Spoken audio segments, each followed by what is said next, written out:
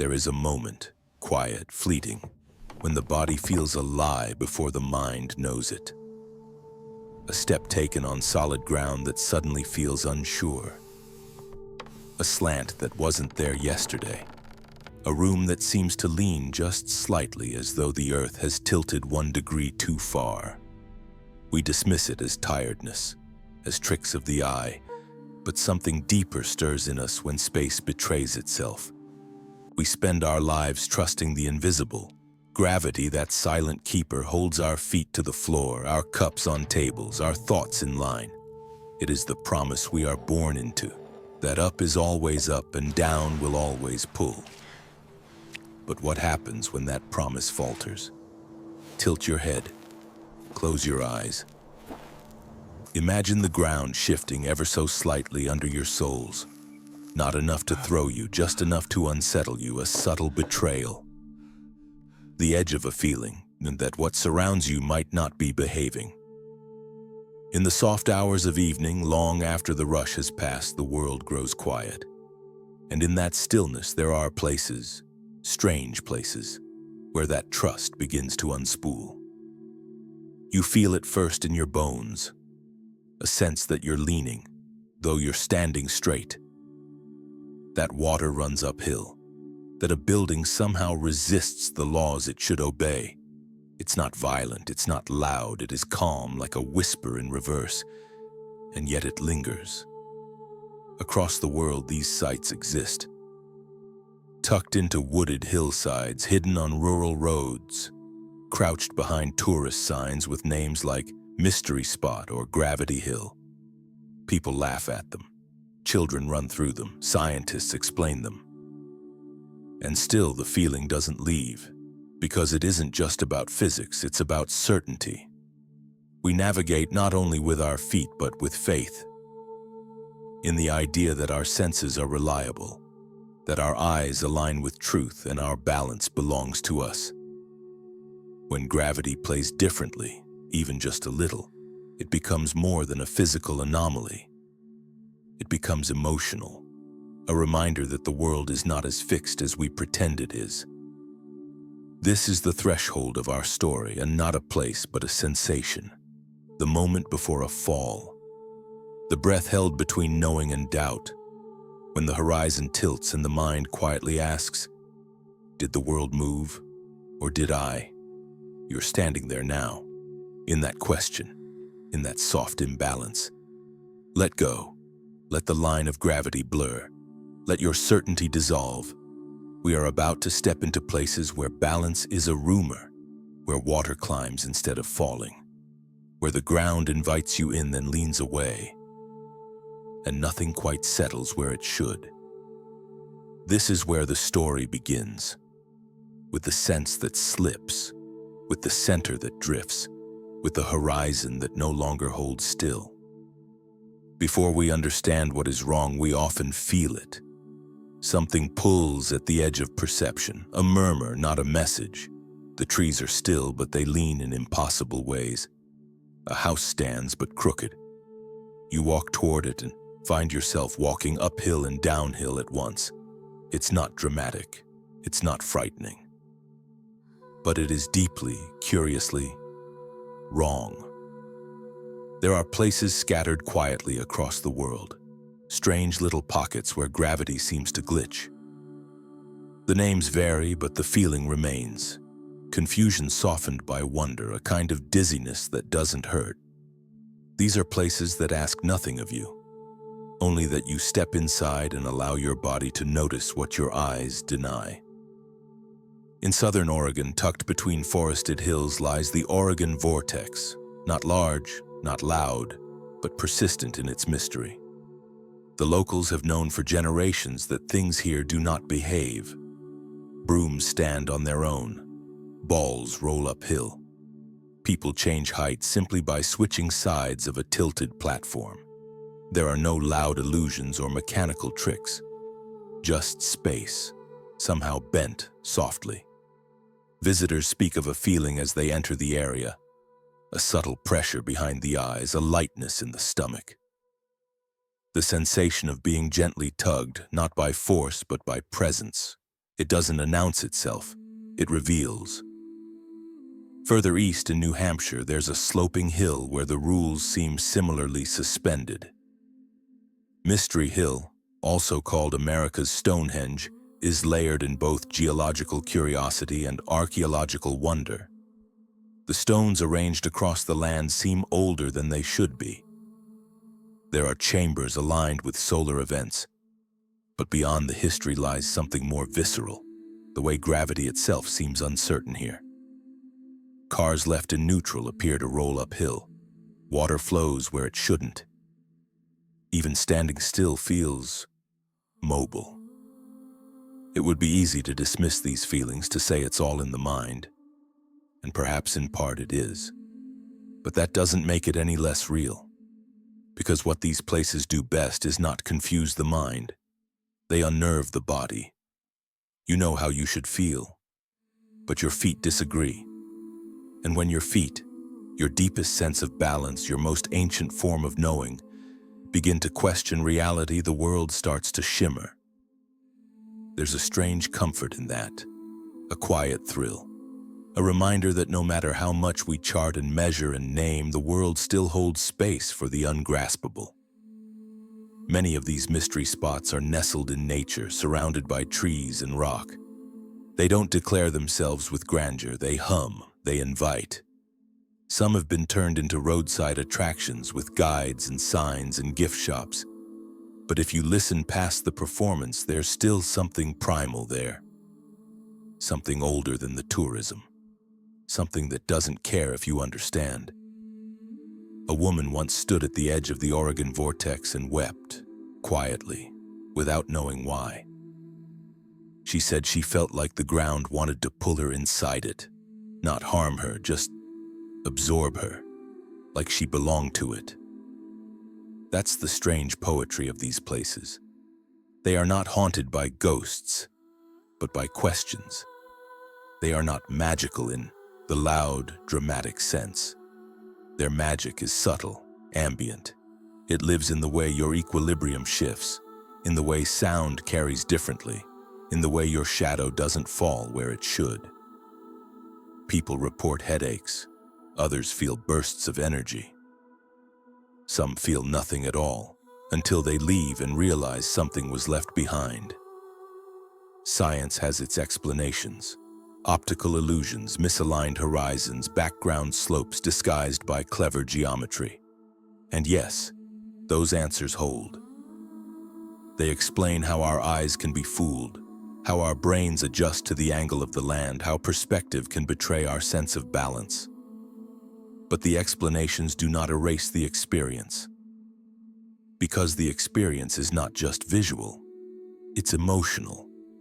It's a return to a state we rarely feel as adults. Uncertainty.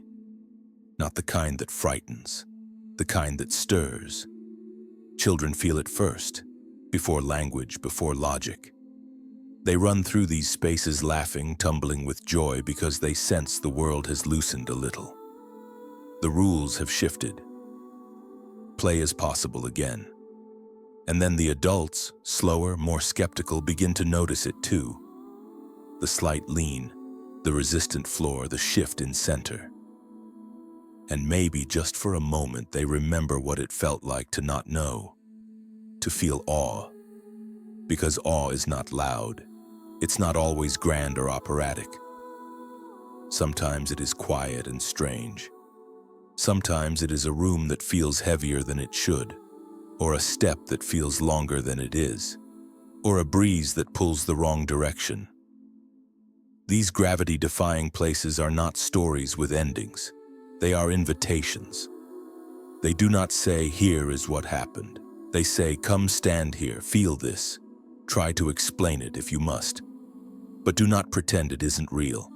The world is not always level, not in emotion, not in memory, not in space.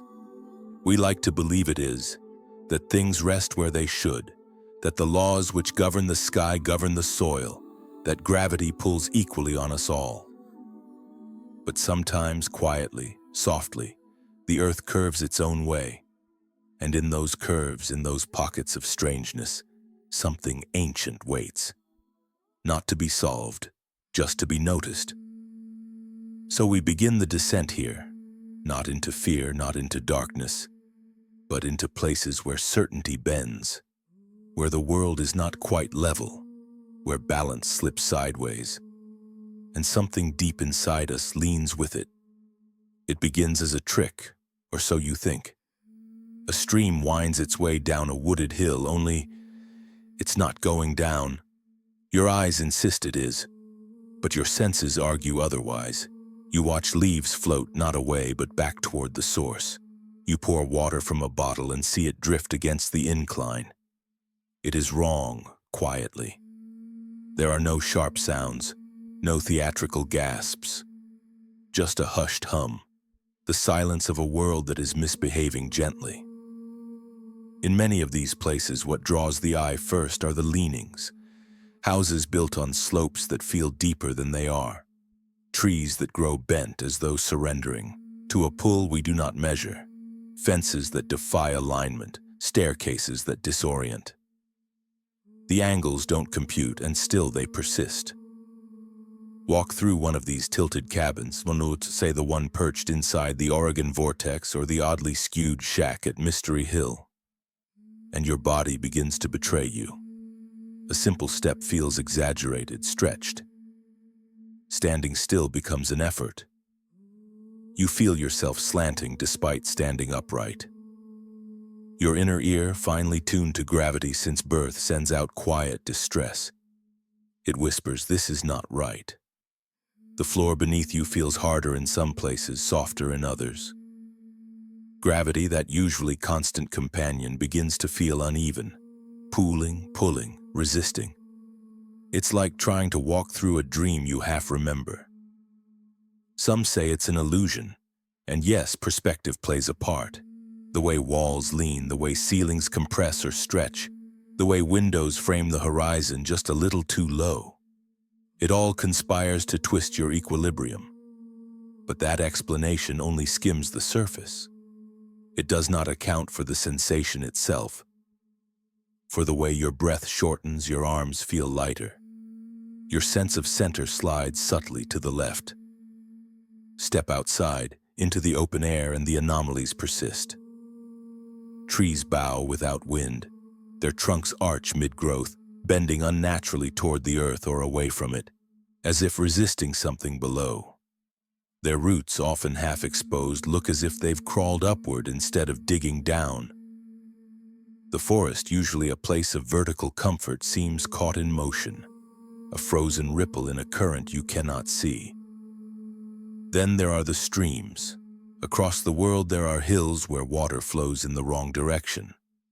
At Magnetic Hill in Canada, travelers park at the base, place their cars in neutral, and feel themselves pulled upward as if some invisible force has reached beneath and lifted them like a toy.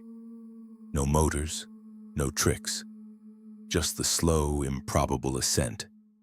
The water beside them flows the same way, backward, defiant.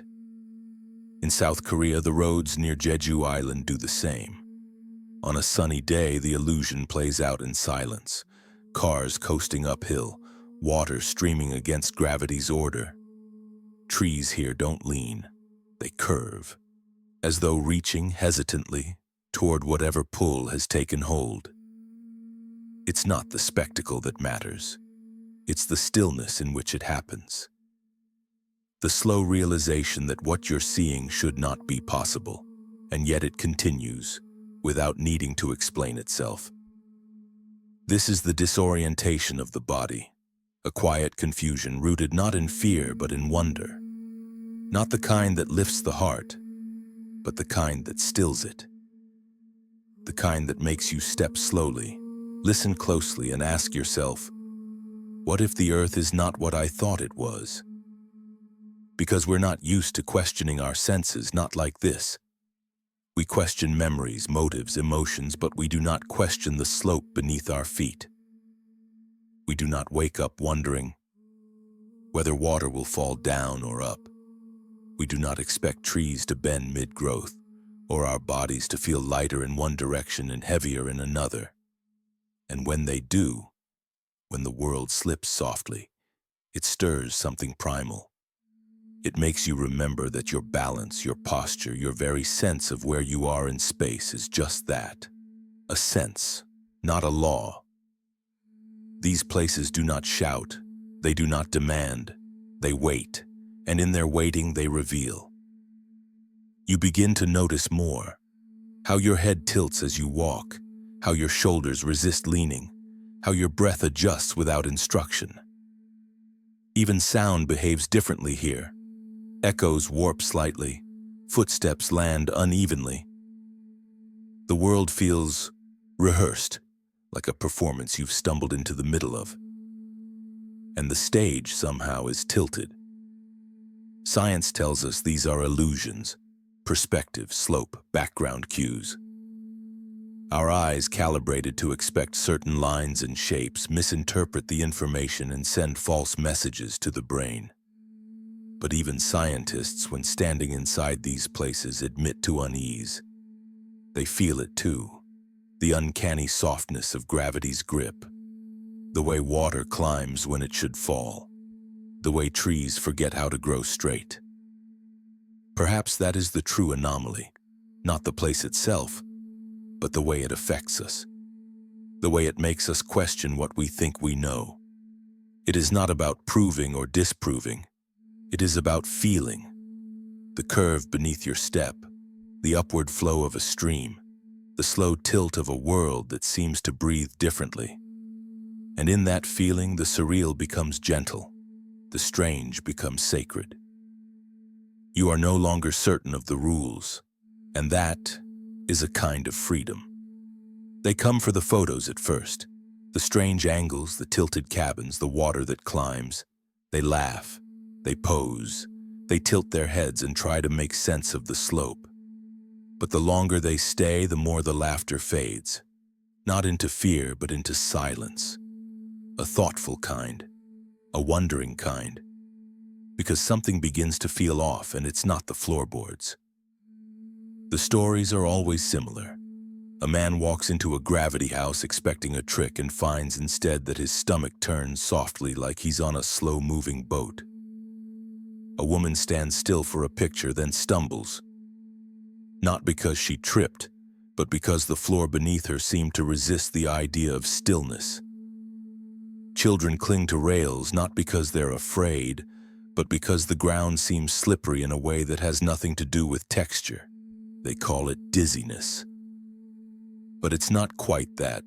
It's more delicate, like the world is swaying, not violently but rhythmically, as if something underneath is pulsing slowly, and you're just beginning to match its pace. At the Oregon Vortex, some speak of a thick feeling in the air, as if walking through syrup or heat or some invisible resistance. You move your arm and it feels delayed. You take a step and it lands before you thought it would. And when you leave, there's a strange lightness. Not because anything is different, but because you've stepped out of something that made you heavier without you knowing it. In these places, the human body becomes a measuring tool. Imprecise, emotional, deeply sensitive. It knows when something is wrong, even when the mind is slow to catch up. One traveler, after visiting Mystery Spot in California, wrote that she felt a soft wrongness in her chest, like her breath was half an inch to the left of where it should be. Another claimed the horizon looked normal until he tried to walk and found himself leaning constantly to stay upright. He said it was like dancing with the earth, one partner unwilling to follow the usual steps. There's no panic, no threat. But there is enchantment. Because what else could it be when the laws you rely on decide quietly not to apply? We are creatures of pattern, of logic, of invisible agreements with the physical world. We believe in gravity the way we believe in time, without needing to see it. We trust that a dropped object will fall, that the tallest person in a group will still be tallest when they switch places, that our feet will meet resistance from the ground and not be pulled sideways by some unseen decision. But here, in these pockets of tilt and bend and rise, that trust is tested. And it's not just the physical laws that bend, it's something deeper. Our expectation of order. That's where the tension lives. Not in the phenomenon itself, but in what it does to us. People want answers, but they also want the mystery to remain. They ask for scientific explanations, perspective, slopes, magnetism, and then smile when the answers fall short of the feeling. Because it's not the how that matters. It's the what, the experience of being gently undone. It's the moment you try to pour water downhill and it hesitates. It's standing on a slanted floor trying to convince your legs they're not on a hill. It's looking into someone's eyes and knowing you're standing straight but still seeing them tilt ever so slightly. Even after you've left, your body remembers. The lean, the lift, the pull.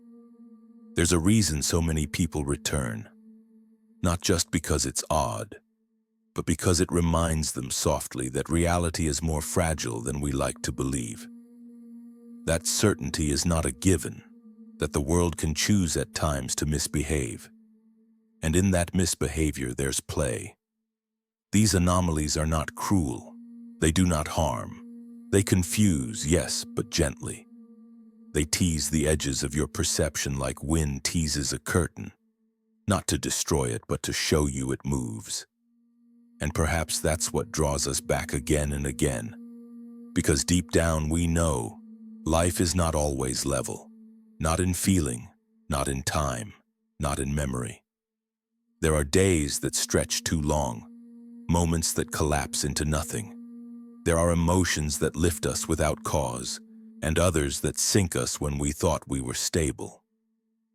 Gravity does not fail us in those places. It reminds us who we are beneath the surface of knowing. So when you find yourself in a cabin where floors tilt and windows lean, where people appear to shrink and grow as they walk across a room, remember this. The strangeness you feel is not just in the wood or the slope or the stream that climbs. It's in the quiet collapse of certainty, the soft joy of not knowing. The invitation to wonder without rushing for an answer. Because gravity, like belief, is something we rarely think about until it stops working the way we expect. We seek answers. It's what we do. Faced with the unexplainable, the uphill flowing water, the slanted room, the strangely shifting sense of balance, we instinctively reach for reason. We scan for the hidden mechanism, the subtle trick, the overlooked detail that might restore the world to its proper shape. And often we find it. Scientists, architects, physicists, they've walked the same tilted halls and stood on the same mysterious hills. They've measured slopes, calibrated instruments, mapped every angle of every strange room. Their conclusions are rarely dramatic. They speak of gravity hills, where a slight downward slope appears uphill due to the surrounding landscape. They explain the layout of gravity houses, how floors, windows, and ceilings are angled just so, tricking the brain into misjudging orientation. They describe how visual cues, the position of the horizon, the lean of a tree, the tilt of a fence, shape what we think we see far more than we realize. In these places, your eyes are not lying. They're following rules. But the rules are incomplete. Take a road that looks uphill but actually slopes gently downward.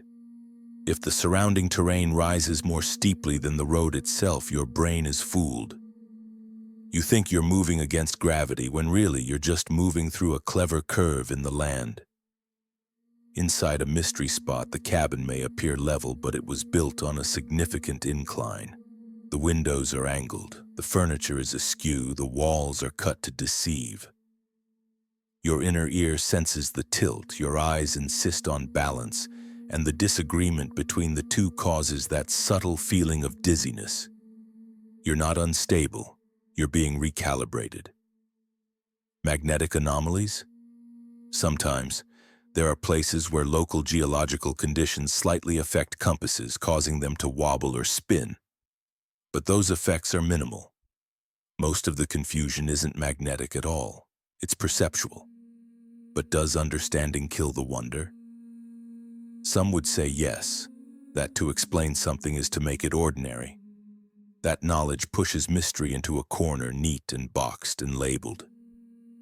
But others, perhaps those who listen closer, who don't rush toward the end of the story, might say something different.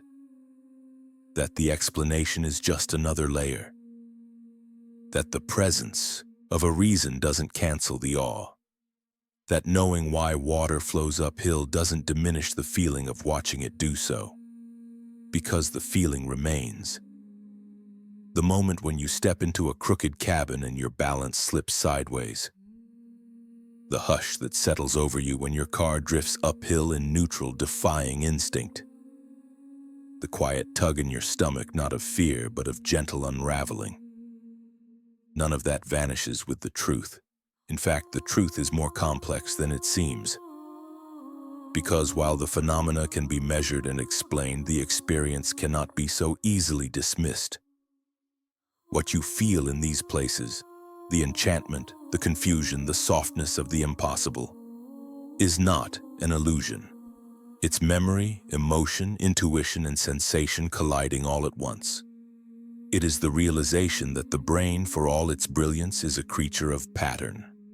And when the pattern breaks, when walls lean and shadows fall strangely and your body whispers that something is wrong, your mind doesn't simply adapt.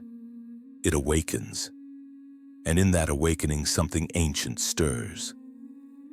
We are not so far from our ancestors who looked at the stars and saw gods, who watched eclipses and trembled, who listened to wind in the trees and believed it spoke. The difference now is that we have words like refraction and geophysics and visual distortion. But the wonder remains. Perhaps that's the real point, not to ask, is it real? But to ask, how does it feel? Not to dismantle mystery, but to recognize that illusion and mystery are not enemies. They live beside one another.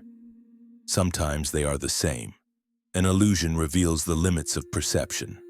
A mystery reveals the limits of certainty. And so we stand in tilted rooms beside uphill rivers under crooked trees, feeling both things at once. The science that explains and the sensation that resists explanation. Somewhere along that line, something beautiful happens. You stop needing to choose. You begin to hold both truths, the factual and the felt, and see that they are not in conflict. They are companions. Because mystery does not always require the absence of knowledge. Sometimes mystery deepens when knowledge meets feeling and finds it cannot explain everything. Not fully, not emotionally. This is why people return to these places again and again, not to solve them, but to be in them. To stand in a space where gravity doesn't behave, where your body feels strange and your mind loosens just enough to wonder again. To trade certainty for sensation, if only for a moment. To feel the old delight of not knowing, not fully. The kind of not knowing that doesn't demand an answer, only attention. There is something deeply human in that. We are taught to chase conclusions, to tidy the edges of our lives, to replace myth with metric.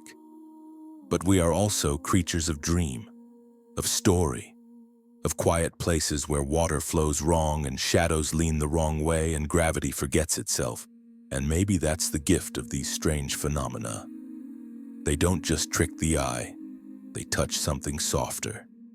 They remind us that the world isn't finished being strange, that there are still places where certainty gives way to silence, and silence gives way to awe.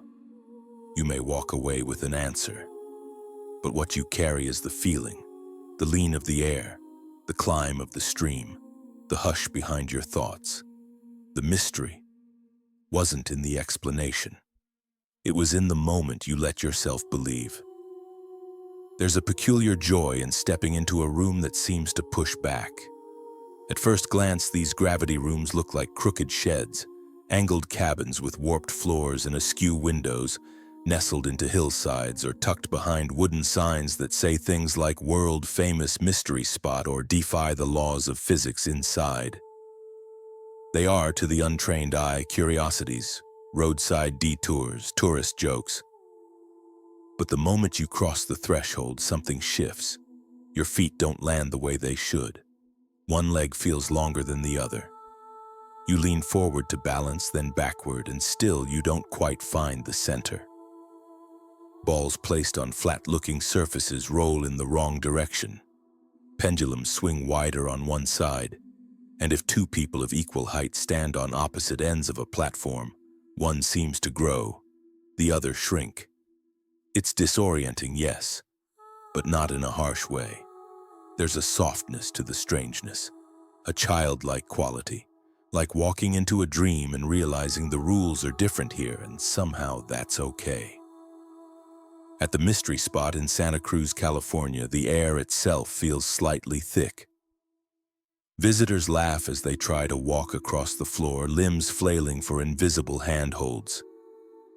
They reach out to touch walls that feel closer than they are. People giggle not because it's funny, but because their bodies are surprised, delighted even, to be confused. Children love these places. They run up the tilted ramps with ease, arms outstretched, shrieking as they chase after rubber balls that seem to flee uphill. There's no fear here, only play. And in watching them, adults often remember what it felt like to be surprised without needing an answer. That is the magic of these spaces. They're illusions, yes. Carefully crafted architectural tricks that use slanted floors and skewed lines to confuse the eye and disorient the body. But what they offer isn't just a deception. It's an invitation, a chance to be curious again, to laugh with your balance, to marvel at your reflection, to tilt your head and wonder how something so simple can feel so impossible. It doesn't matter that the room was built at an angle. That's not the part you remember. What you remember is the way your body resisted, the way gravity, your oldest companion, suddenly became playful. Like the room was alive, gently nudging you back as you tried to move forward. A silent trickster turning every step into a question. In places like the House of Mystery at Oregon's Vortex or the Cosmos Mystery Area in South Dakota, guides offer explanations. They point to chalk lines, lean boards against the walls, demonstrate how everything is working just as designed, just not as expected. You nod, you understand, but the feeling lingers long after the logic fades. That's because these rooms are more than their construction. They remind us that reality, even when explained, can still surprise us. We spend so much of life walking straight lines, trusting the solid ground, expecting things to behave. In these rooms, we are asked to let go, just a little, to lean without knowing why, to smile as the ball rolls uphill, not because we've been fooled, but because we've been invited to remember what wonder feels like when it's soft and close and utterly strange. And when you leave, stepping out into the level world again with its firm footing and expected gravity, a small part of you lingers behind, still swaying gently in the crooked air, still smiling at the memory of a room that pushed back and made you laugh. The illusion begins with a single angle, barely noticeable, just a few degrees off. Then another, a tilt in the floor, a slope in the ceiling, a window set too high, a door frame just slightly out of square. Taken alone, each of these shifts feels minor. But together they create something else entirely, a space that refuses to obey. Gravity rooms are crafted, not found. Unlike the strange outdoor hills and magnetic anomalies tucked into nature, these are human inventions, hand-built environments designed to mislead the senses. They are architectural sleight of hand, a performance built into wood and nails and paint. But what's most curious isn't how they're built, it's how effortlessly they fool us even when we know they're trying. Most of these rooms are constructed on a naturally sloped hill. That's the first trick. Nature provides the stage. The builders simply exaggerate it.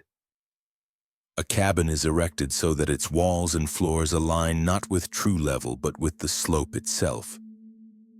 The structure feels stable, looks stable, and yet it's resting in contradiction to the land it's built upon.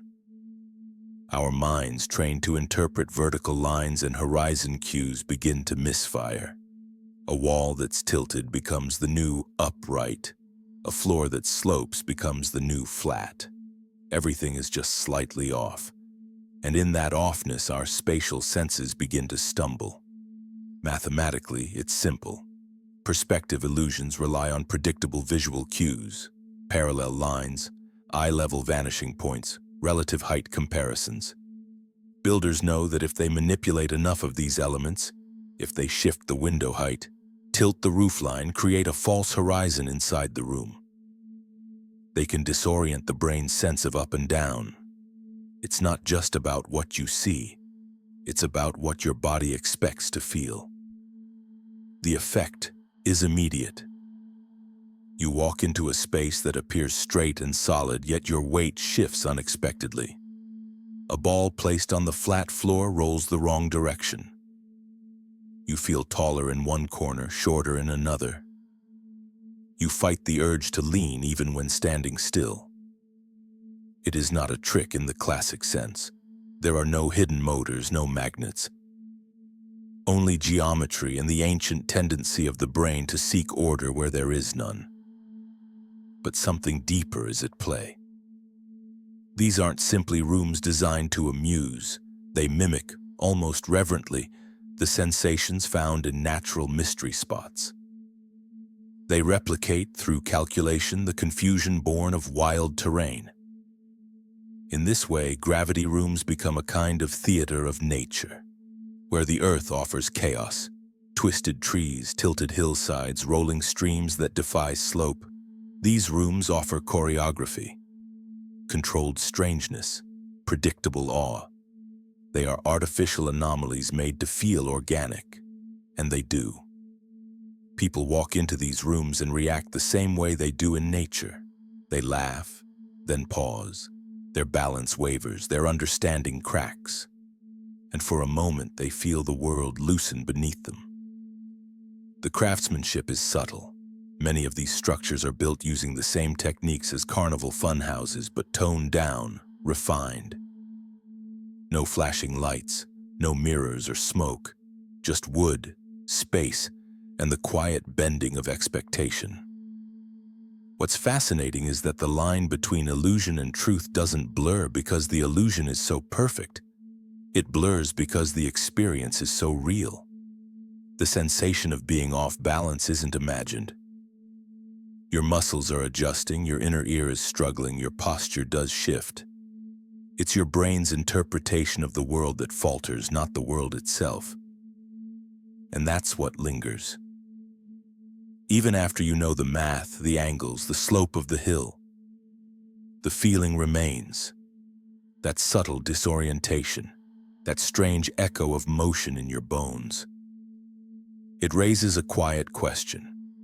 If an artificial space can trick you so completely, what does that say about how you move through the rest of the world? How many normal spaces are accepted simply because they confirm what you already believe about gravity, balance, shape? It's easy to think of these places as amusements, but they're also reminders of how little we question what we see, of how quickly we adapt to the shape of a room, of how powerfully our surroundings shape what we consider truth. Step into one of these gravity rooms and you'll notice something else. People move differently inside them. They shuffle, they reach for walls, they laugh, but it's often a surprised laugh, the kind that hides a small unease. It's not fear exactly.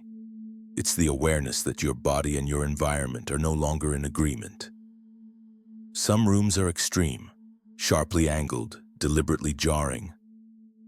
Others are subtler, blending their distortions into the landscape with quiet finesse. In both cases, the result is the same. You become aware of gravity not as a background force, but as something alive. You notice it, you feel it acting on you. And in noticing it, you realize how invisible it usually is. There's something deeply human about that. We crave understanding, we crave control. And yet we are drawn, again and again, to places where those things are just out of reach. Where illusion doesn't mask truth but reveals its edges. Where a wooden cabin on a hillside becomes a portal, not because it transports you, but because it returns you to curiosity, to childlike awe, to the simple joy of letting go of certainty for a little while. And here's where the line between theater and reality gets soft. You may know exactly how the illusion works. You may watch the guides demonstrate it, may see the chalk lines, may nod and agree that it's all quite clever. But still, when you stand in that corner and feel yourself growing smaller, when you place the ball on the slanted plank and watch it roll the wrong way, when your legs ache slightly from adjusting to the tilt, it doesn't feel like pretend. It feels like something ancient, as though gravity has turned its head for a moment and looked away. And in that moment, we don't need to decide whether the room is tricking us or telling us something deeper. We can stand inside it, feel the tilt, let the illusion become the mystery, and let the mystery remain. There is a quiet betrayal in the moment you realize your eyes have lied to you. Not in malice.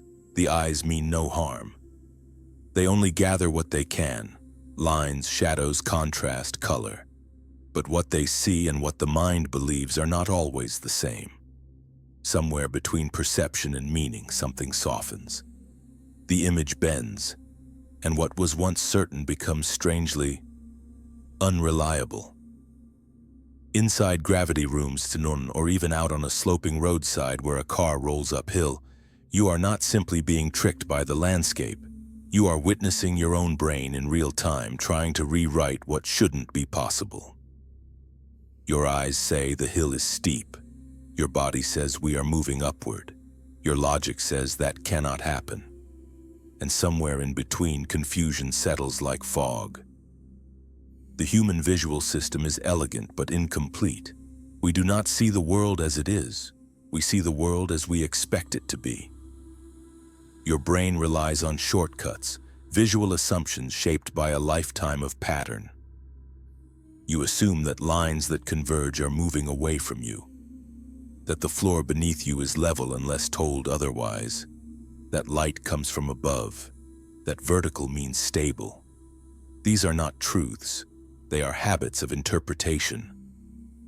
Most of the time, they serve you well, but in certain places and where the angles are wrong, where the background tilts, where shadows fall unexpectedly, those habits collapse.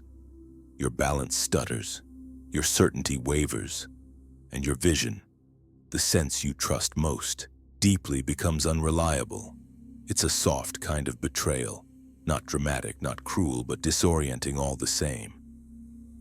Inside these strange rooms, your feet may feel level, but your eyes insist you're leaning.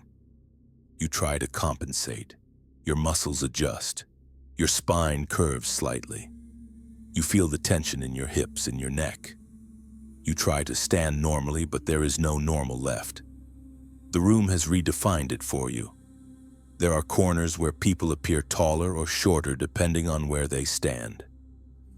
It's a simple trick of background angles and warped perspectives. But the effect is immediate. Your eyes report what they see, and your brain, even if told the truth, believes the lie. This is the essence of visual conflict, not just between sight and fact, but between feeling and knowing. Because even after you understand the illusion, you still feel it. That's what makes it so powerful. You can't unfeel it. You can't will your body back into balance. You surrender gently to the dissonance, and it begins to feel less like deception and more like revelation. We are creatures of belief, not the loud kind, but the quiet, subconscious faith in gravity, direction, and the space around us. We walk across floors believing they are solid, flat, and still. We sit in chairs without checking if they're real. We reach for objects, trusting that our depth perception will place them correctly.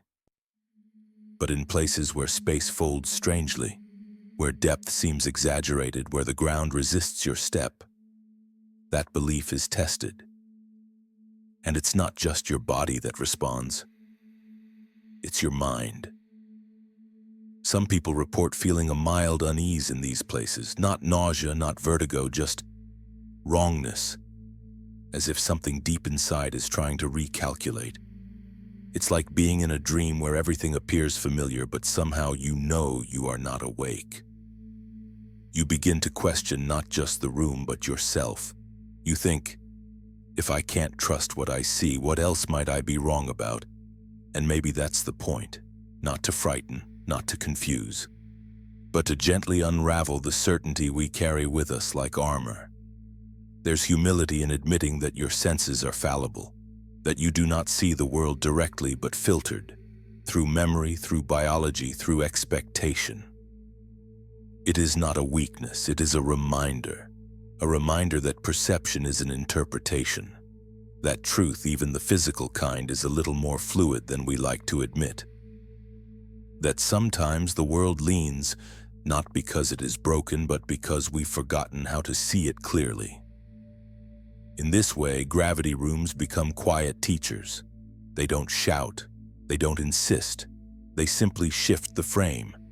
And in doing so, they show us how fragile and beautiful our sense of reality really is. You can walk through one of these spaces, smile at the tricks, admire the angles, and leave with photos and stories. But something else comes with you. A softness. A willingness to admit you do not always know what's real. And that this too is a kind of wisdom. It's a peaceful surrender, not to deception, but to wonder. Gravity does not speak. It does not flash or thunder. It is a force so ancient, so constant that we forget it even exists until it slips. And when it does, it doesn't crash or scream. It smiles softly and shifts the floor beneath your feet.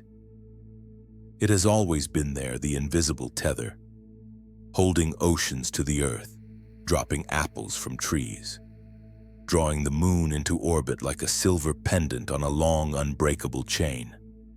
We do not ask it to work. We simply assume it will. But in certain places, tucked into hills, perched on slants, curled into odd corners of the world, gravity becomes something else. Not a law, not a certainty, but a presence, a gentle trickster.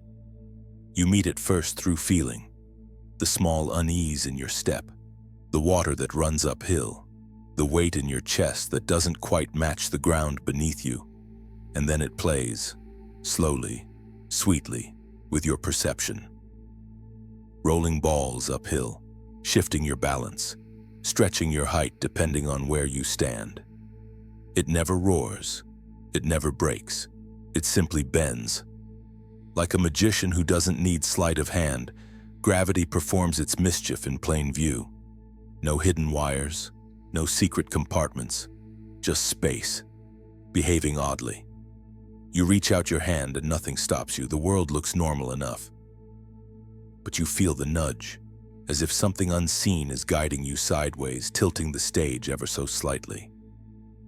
Not to trick you in cruelty, but to remind you nothing is as rigid as it seems. Sometimes it feels playful. In a room where gravity rolls backward, there is laughter. Children squeal, adults wobble and grin. The disorientation is gentle, like stepping into a storybook physics. But other times it feels quiet, almost secretive. You stand on a road where cars roll the wrong direction and a hush settles in your chest.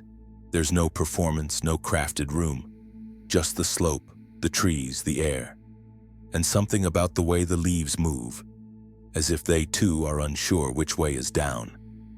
In that stillness, gravity feels like a phantom, watching, waiting, not gone, just different. present in a way you can't quite define. You begin to wonder if the land itself is part of the trick, if the earth remembers places where gravity folds, where its grip loosens and reforms. Not errors, not illusions, but agreements. As if gravity has agreed in certain corners of the world to misbehave for a while, to become less rule and more riddle, because rules can be explained. But riddles stay with you. Science offers clarity, yes, slope and angle and forced perspective. We understand the structure of these gravity spots, their deliberate distortion, but even the most informed visitors often step outside blinking, unsettled, because they felt it. Not just saw it, felt it. And feeling, unlike knowledge, cannot be undone. What if gravity isn't just force, but personality? What if it shifts in mood and tone, mischievous here, strict elsewhere? Friendly in open fields, firm in city streets, but elusive in forest clearings and desert ridges? What if it enjoys being questioned? Perhaps that's why it permits these anomalies, not to challenge science, but to tease the edges of belief. To say, yes, I am still here, but do not think you understand me completely. There is wonder in that, and humility, because when the ground tilts beneath you and your body leans without warning, you remember how little control you really have. How much of your trust in the world depends on invisible forces doing what they've always done. And when they don't, you soften, you lean back, you stop asking for explanations, you start feeling. The gentle trickster does not demand faith, it asks for attention. It asks you to walk with your arms slightly out, not because you fear falling, but because you're unsure where balance has gone. It asks you to laugh, not at the illusion, but at the way your own senses betray you. It asks you to wonder, not loudly but quietly, with a breath caught in the space between questions, and as you leave, the room, the road, the hill, you feel gravity return to normal, steady, predictable, as it always was. But maybe, just maybe, not everywhere. Maybe there are places that aren't tricks, that aren't illusions. Maybe there are rooms not built, but found, slopes not crafted, but ancient. Maybe the earth itself sometimes sighs and shifts just a little, and in those shifts the rules don't hold as tightly. Maybe gravity, that silent force, sometimes lets go, not entirely, but enough. Enough to feel, enough to wonder. What if it's not the illusion that matters? What if the real question is, why does it work so well? What if some places weren't designed to deceive, but discovered? What if gravity in those places simply acts according to rules we don't yet understand? The thought drifts gently like dust in a sunbeam. Gravity, always present, always pulling, sometimes seems to smile. And when it does, we lean, we stumble, we laugh, we wonder. Not because we've been fooled, but because something unseen let us feel its fingers, briefly, curiously, and then disappeared again. There are places in the world where water flows the wrong way, not rushing, not roaring, just quietly, persistently rising when it should fall. Small streams that seem to climb, roads where rainwater collects and drifts uphill, ripples that defy the curve of the land. They do not announce themselves loudly. There is no thunder to this reversal, only a hush, a sense that something is working backwards and the world has not noticed. Locals tell stories, they always do. In Ladakh, India, there is a stretch of road in the high desert known as Magnetic Hill. The landscape is stark, sweeping mountains, empty air, endless stone. But at one particular bend, things behave strangely. Put your car in neutral, they say, and it will roll uphill. Pour water from a bottle onto the road and it will trickle against the slope. A gentle, silent rebellion. The stories come in layers. Some say there is a powerful magnetic force beneath the hill, strong enough to pull metal upward. Others whisper older tales, that this road was once a path of testing where only the virtuous could ascend, while the rest were held back by invisible hands. The monks still speak of it occasionally with quiet smiles, not to explain, just to remember. Thousands of miles away in Moncton, New Brunswick, Canada, a similar oddity unfolds. There, a site known as Magnetic Hill pulls tourists every summer. Drivers park at the base of the slope, put their cars in neutral, and watch as they begin to climb. No push, no gas, just a slow, steady roll, as if the earth itself is lifting them upward. Beside the road, a small washbowl-shaped depression gathers runoff after storms. Water collects there, then slinks up the hill against expectation. Locals call it Devil's Washbowl, not for menace, but for mystery. The devil, after all, has long been the name we give to the inexplicable. And it's not just those two. In Pennsylvania, there's a road near Bedford County where gravity seems to invert. In South Korea, Jeju Island's Mystery Road draws travelers who pour drinks on the pavement just to watch them flow the wrong way. In Cyprus, in the UK, and the deserts of the Middle East, the same reports echo. Places where the horizon deceives and water climbs. The human eye is easily misled. That's the common thread. We rely on the horizon for balance, for truth. But when the land around us is curved, when the slope dips and rises behind a foreground that looks flat, our sense of up and down wavers. What we call an uphill stream may be nothing more than a subtle optical illusion. A downhill disguised by the tilt of the trees, the angle of the slope, the quiet curvature of the road. Surveyors measure it and prove it. Engineers explain it. The water, they assure us, is doing what water always does, following the path of least resistance, heading downward, just not in a way we recognize. And yet, the stories persist. Because while the brain may nod at logic, the heart remembers feeling. And those who've stood at these places, watched their cars roll up a hill, poured water that climbed, do not speak in measurements. They speak in awe. They describe the moment it begins, when the water poured slowly from a bottle pools at the edge and then moves the wrong direction. Not fast, not flashy, just sure of itself, like a thought already formed.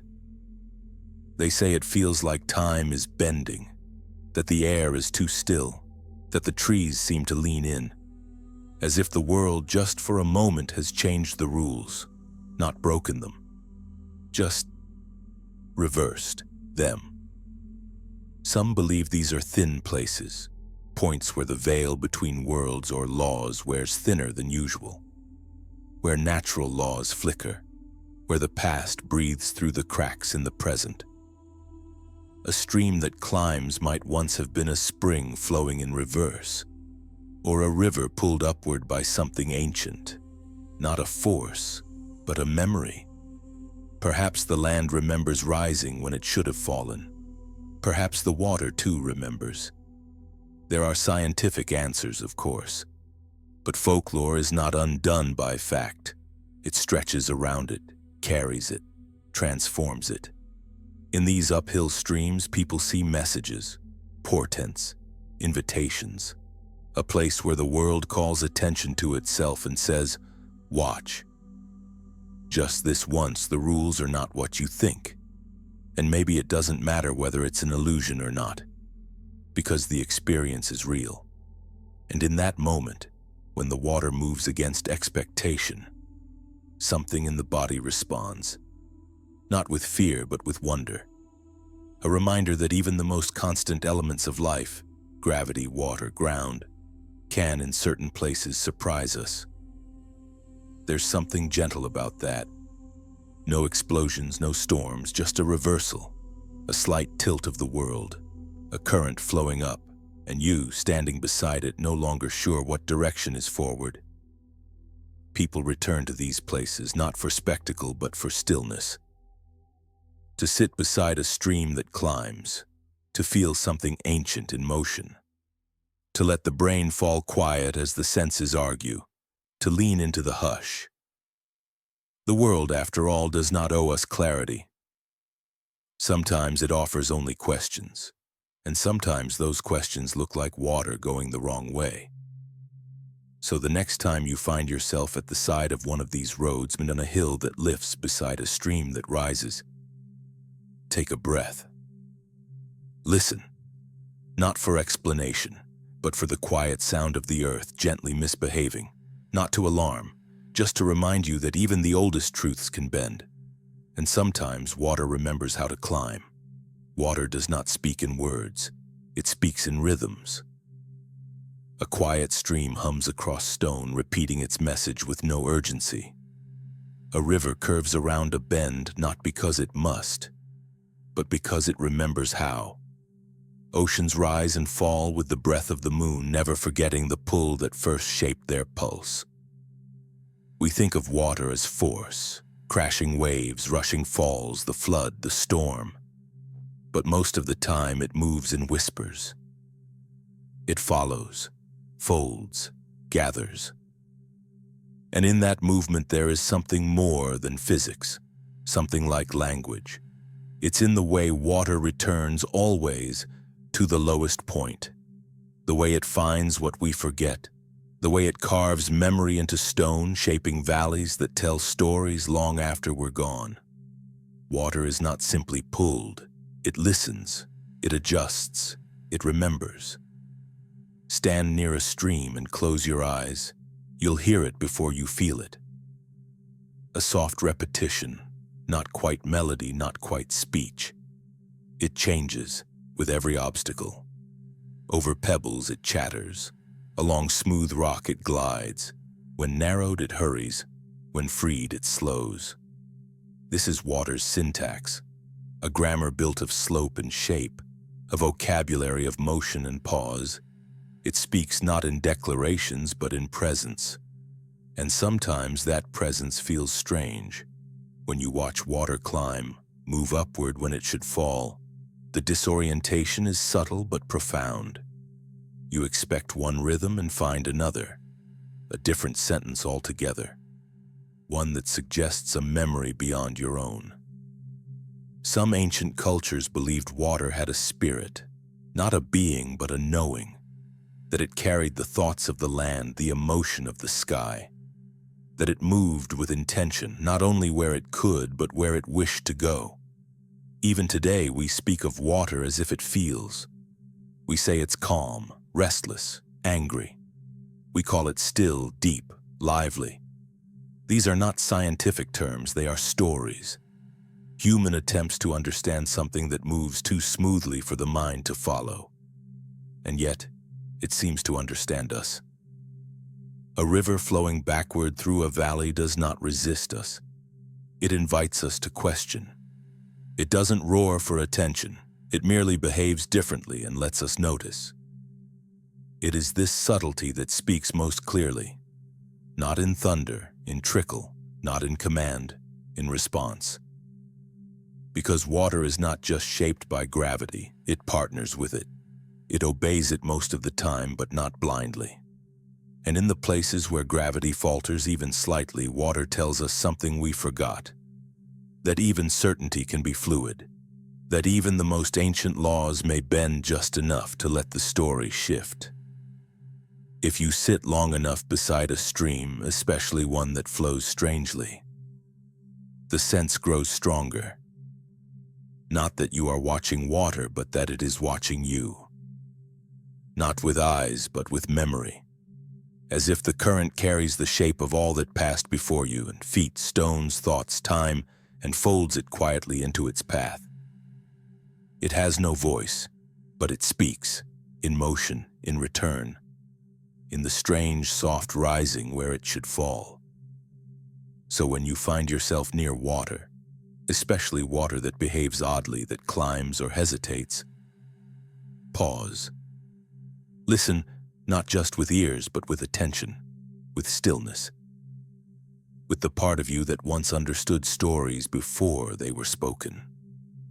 Because water remembers, and in remembering, it reveals. There is a strange pause that happens in these places, not in the landscape, but in the mind. You see the water moving. You see the incline. You do the math, however softly, in the quiet of your thoughts. Water flows downhill. The slope before you ascends, and yet the stream, gentle, unwavering, and moves upward. The body tightens slightly, not in fear, but in resistance. A quiet protest deep in the muscles that says this cannot be. Even seasoned geologists who have studied terrain for decades sometimes fall into that pause. They bring their tools, inclinometers, levels, GPS mapping, and return with numbers. The land is deceiving, they say. The slope, though it appears to rise, is in fact descending at a shallow angle. The horizon is misleading. The background plays tricks. The water flows downhill. It only looks like it climbs, but some of them linger longer than they need to. They walk the hill again, pour water themselves, watch it bead and trickle against the logic of sight. And in private, some admit it, not as a flaw in science, but as a feeling in the bones. That something is wrong with the picture even when the math is right. What the eye refuses, the body sometimes accepts. There's a moment, if you let yourself settle into the illusion, when the tension fades. When you stop trying to fix the scene, when you let the contradiction stand, water rising, stillness all around, and you, caught in the middle, no longer needing to understand. In that moment, time loosens. The breeze seems to move slower. The trees stop waiting for answers, and the water, that small, impossible stream, continues its climb with the calm certainty of something that knows a truth you were never meant to hold. It's not a dramatic truth. It doesn't break the laws of physics or rewrite the textbooks. It simply sits beside the laws, quiet, patient, and does what it does. We are so used to looking at the world for confirmation. We seek patterns, alignment, proof that what we see is what is.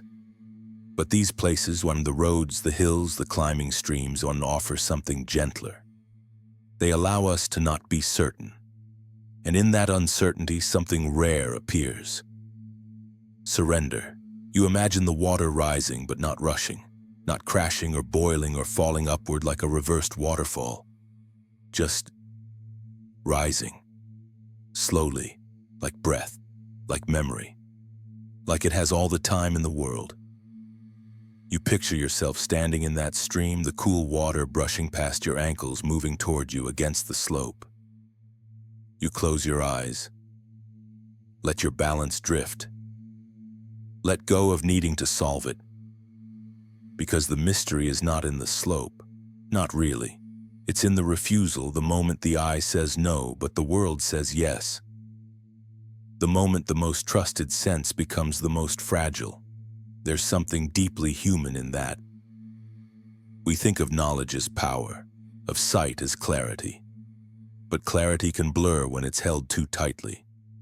When we expect the world to behave exactly as it always has, we forget how quietly it can shift beneath us. In these small, impossible streams, we're reminded, gently, that our perspective is just one version of the truth. That what seems like an illusion may be more than error. It may be invitation to see differently, to feel differently, to step back from certainty and into something more surreal, more poetic, more patient. Geologists return to these places with answers, but sometimes they also return with silence. They still explain, still teach, still write. But inside, there lingers a trace of doubt, not in the data, but in the experience. Because they too are human, and they too have watched water rise where it should fall, and they too have stood still and wondered what else the earth knows that we have not yet remembered. It's not a question of belief. It's not about magic or the supernatural. It's about listening to what doesn't quite fit, what the eye refuses, but the soul notices. So when you visit one of these places and when you see the stream rising, the water slipping uphill, the world gently folding in on its own laws, don't look away too quickly. Stay still. Let your eyes argue with your senses. Let your mind drift with the current. Let the refusal open slowly into something softer. You may never explain it, but you will remember how it felt, and that is more than enough. The stream moves and nothing else does. You watch it suspended in time, a slender ribbon of water making its way up the slope. The rocks beneath it are still. The trees that lean overhead are motionless. Even the air feels paused, as if the entire world is holding its breath to watch something it doesn't quite believe. And yet, it flows. Not fast, not defiant, but with the soft persistence of something that has always known its path. A flow that disobeys with grace, that does not shout its disobedience, only offers it again and again without apology. You stand on the roadside or beside the hill or along the edge of the strange wash where water slips against gravity's script, and you feel it. The tension between movement and stillness, between law and exception, between what we were taught and what the earth sometimes chooses to do. We've built so much around the certainty of water's direction. Rivers flow down to the sea, rain falls, glaciers descend. Tides obey the moon. Entire civilizations have grown up trusting that water, above all, will seek the lowest point. But here it doesn't. Here, in these quiet liminal places, the magnetic hills, the gravity roads, the uphill streams that seem to breathe backward, the flow rises, and the world around it stands frozen, as if it too is unsure what it's watching. And that contrast, fluidity against stillness, is where the awe begins.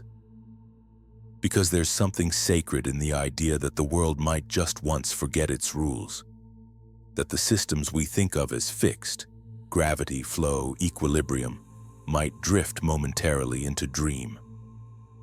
The impossible flow doesn't challenge belief, it softens it. It doesn't scream magic or defy science, it just is. And that quiet existence, repeated year after year in these little places where water climbs, feels like a question whispered through stone.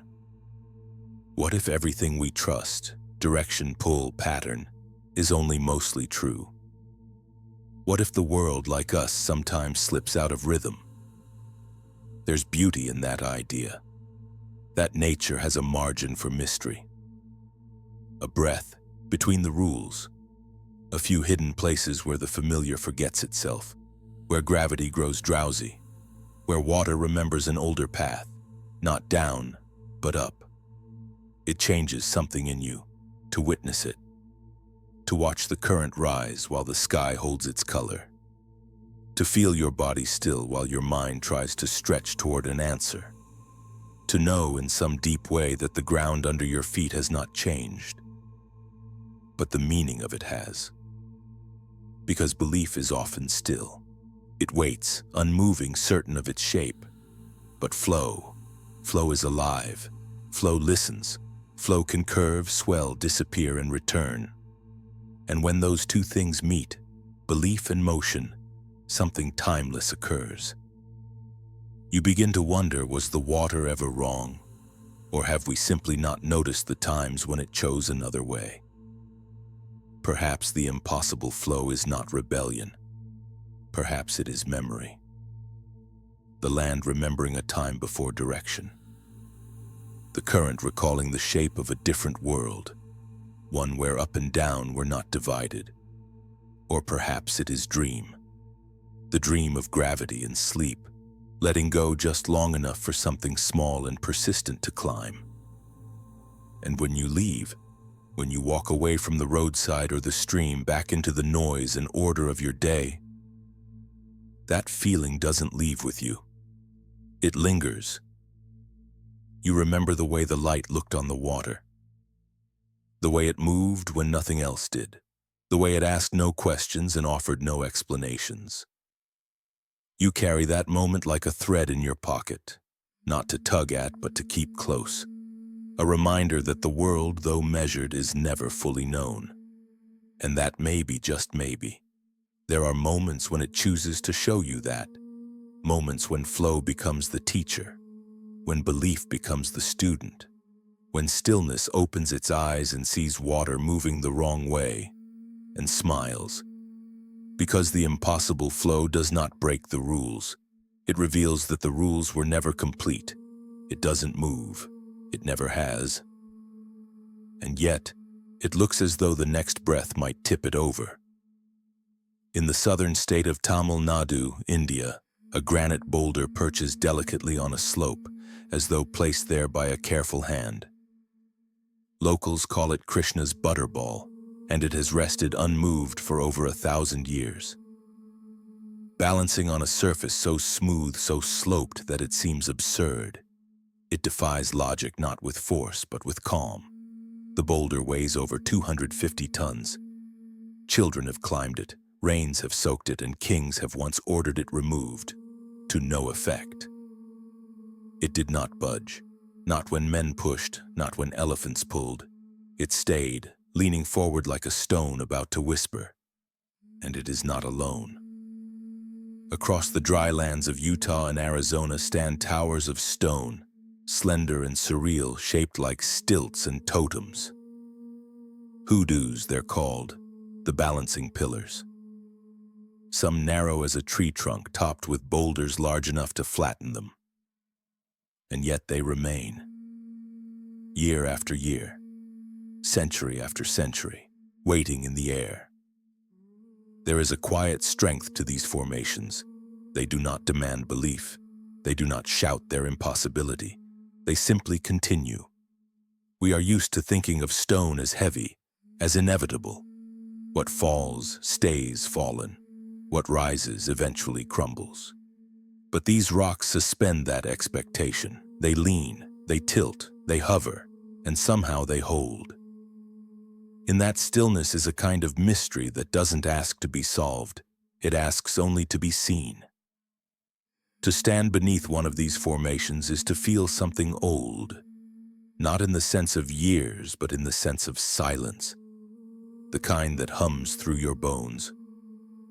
You look up at the stone impossibly poised and realize that whatever placed it, whether time or something more, has no urgency.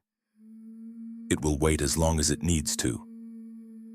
Some rocks fall with thunder, others never do.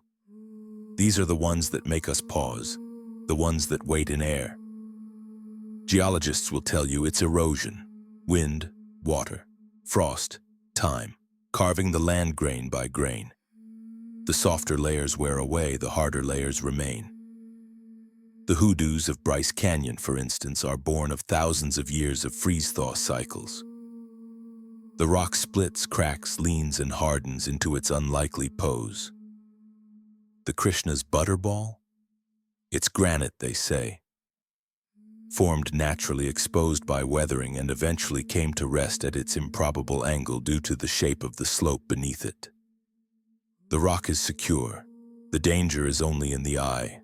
There's no magic in it, they say, only patience. But stand at the base of one of these stones and you'll feel something that numbers can't quite reach. An instinctual stillness, a low and ancient presence, not something menacing, not even something divine exactly, just aware. Cultures have felt it for centuries. The Greeks told stories of Atlas holding the heavens. The Norse had Ymir, whose bones became mountains.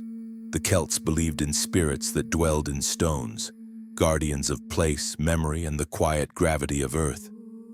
In India, legends say the boulder was Krishna's dropped snack, too heavy for mortals to lift. Others believe it fell from the sky, or that the gods themselves placed it as a reminder of balance, of weight held without force. You don't need to choose between the explanations. That's the beauty of it. Science gives shape. Myth gives meaning. One answers how. The other asks why. And in the stillness of a balanced rock, both feel true. Because what does it mean to witness something so precarious, yet so enduring? We don't often think of rocks as precarious at all. But these balancing giants remind us how close weight and grace can live, that the heaviest objects can seem to float, that solidity and delicacy are not opposites, that strength, real strength, might just be what does not fall. Perhaps that's why we stare longer at these stones than at mountains. Mountains boast scale, but balanced rocks, they boast doubt. They invite questions we didn't know we were asking. How can something so heavy seem so light? How can something so still feel alive? What keeps it up, truly? The wind rushes past it, the rain falls over it, earth trembles, yet it stays. Some say the answer is simple. The center of gravity, the contact point, the friction, the physics is sound, but belief. Belief isn't about physics, it's about presence. And these rocks have presence. We walk among them quietly, speak softly beneath their shadow. We feel without explanation that something sacred is happening. Not dramatic, not divine, but undeniably unusual. There's no force field, no enchantment. And yet they remain. Not forever, no rock lasts forever, but longer than memory, longer than us. So we come to them from far away. We bring our cameras, our measuring tools, our folklore, our reverence, and we look up at the weight that never falls. And we wonder if maybe for a moment the world knew how to hold something perfectly still. Maybe it isn't physics that holds them. Maybe it's the story. We like to think in terms of weight and balance, gravity and time. But stories are heavier than stone. They carry belief. They gather meaning. And once a place is named, Butterball, Devil's Marbles, Hoodoo, Fairy Rock, it becomes something else. It becomes watched. And what is watched does not fall easily. These stones, these impossible balances, do more than defy gravity. They make us pause in a way gravity rarely does. Not to escape danger, but to touch the invisible thread of awe that tethers us to the unknown. They've been watched for centuries, not just measured, not just sketched, but believed in.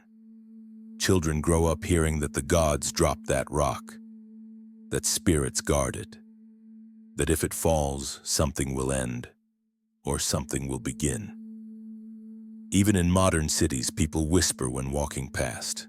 They look up, just to check, and the rocks remain. Suspended perhaps not only by friction and mass, but by our breath.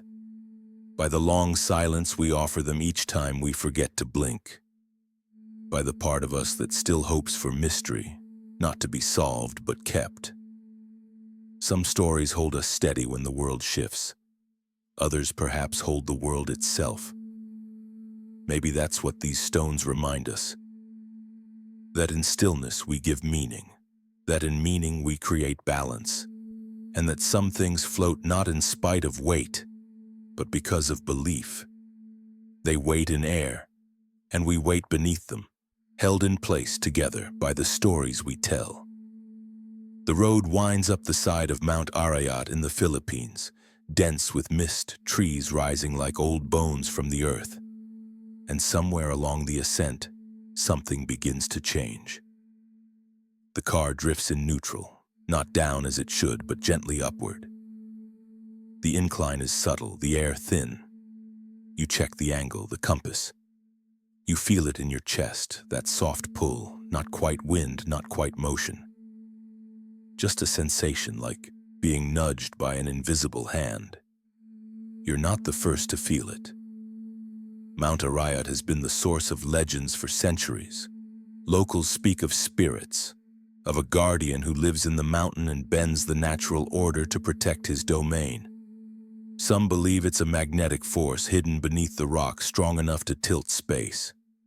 Others say the land is simply strange, that it remembers another set of rules and hasn't let go of them yet.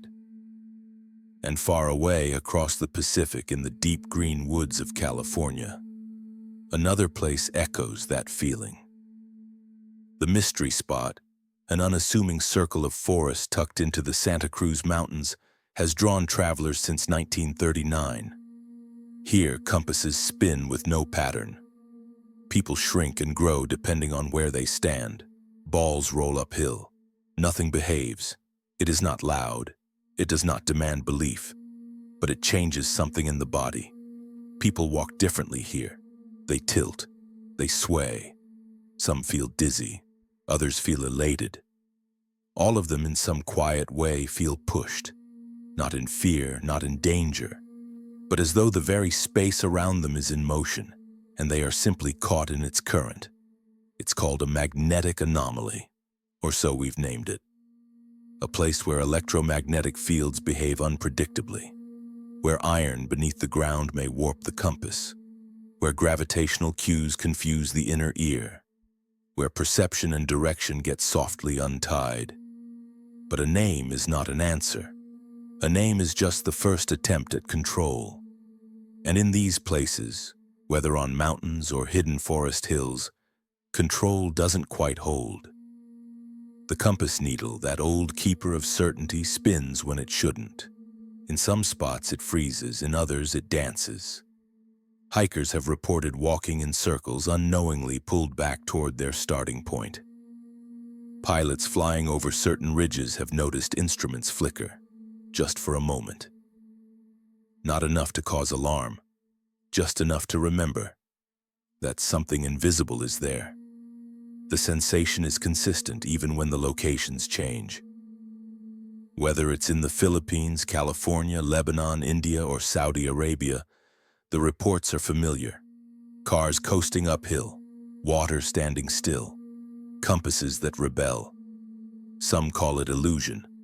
Others say it's electromagnetic distortion. A few call it spiritual terrain, places where energy gathers, pulses, lives. And always the body knows before the mind. You feel it first in the soles of your feet, a resistance, a pull, an awareness. Then comes the tightening behind the eyes, the quickened breath. Not fear, more like anticipation. Like walking into a story you've heard before but never lived.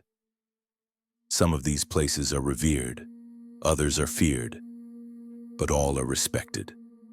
Because the invisible push is not just something that moves you, it is something that reminds you that you are always being moved.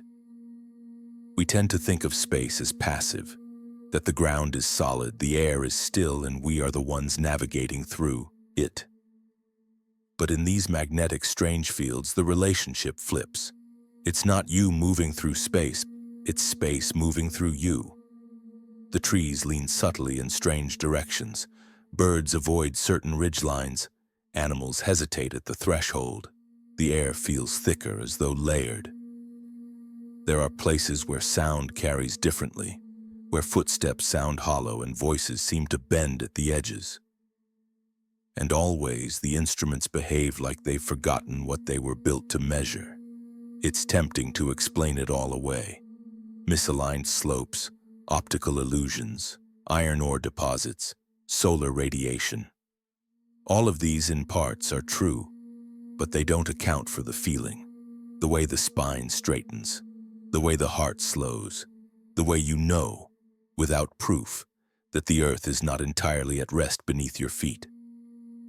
Because the invisible push doesn't shove, it doesn't roar or crack, it hums, quietly, patiently, like a thought you can't quite finish or a word just beyond memory. You walk through it and feel yourself carried, not outward but inward. Even when the road looks flat, even when the air is calm, something unseen is working gently against the grain. And maybe that's what makes it so profound. Not the anomaly itself, but the way it suggests that the rules we live by, direction, gravity, orientation, are not fixed. They are patterns. Strong ones, yes, but not unbreakable.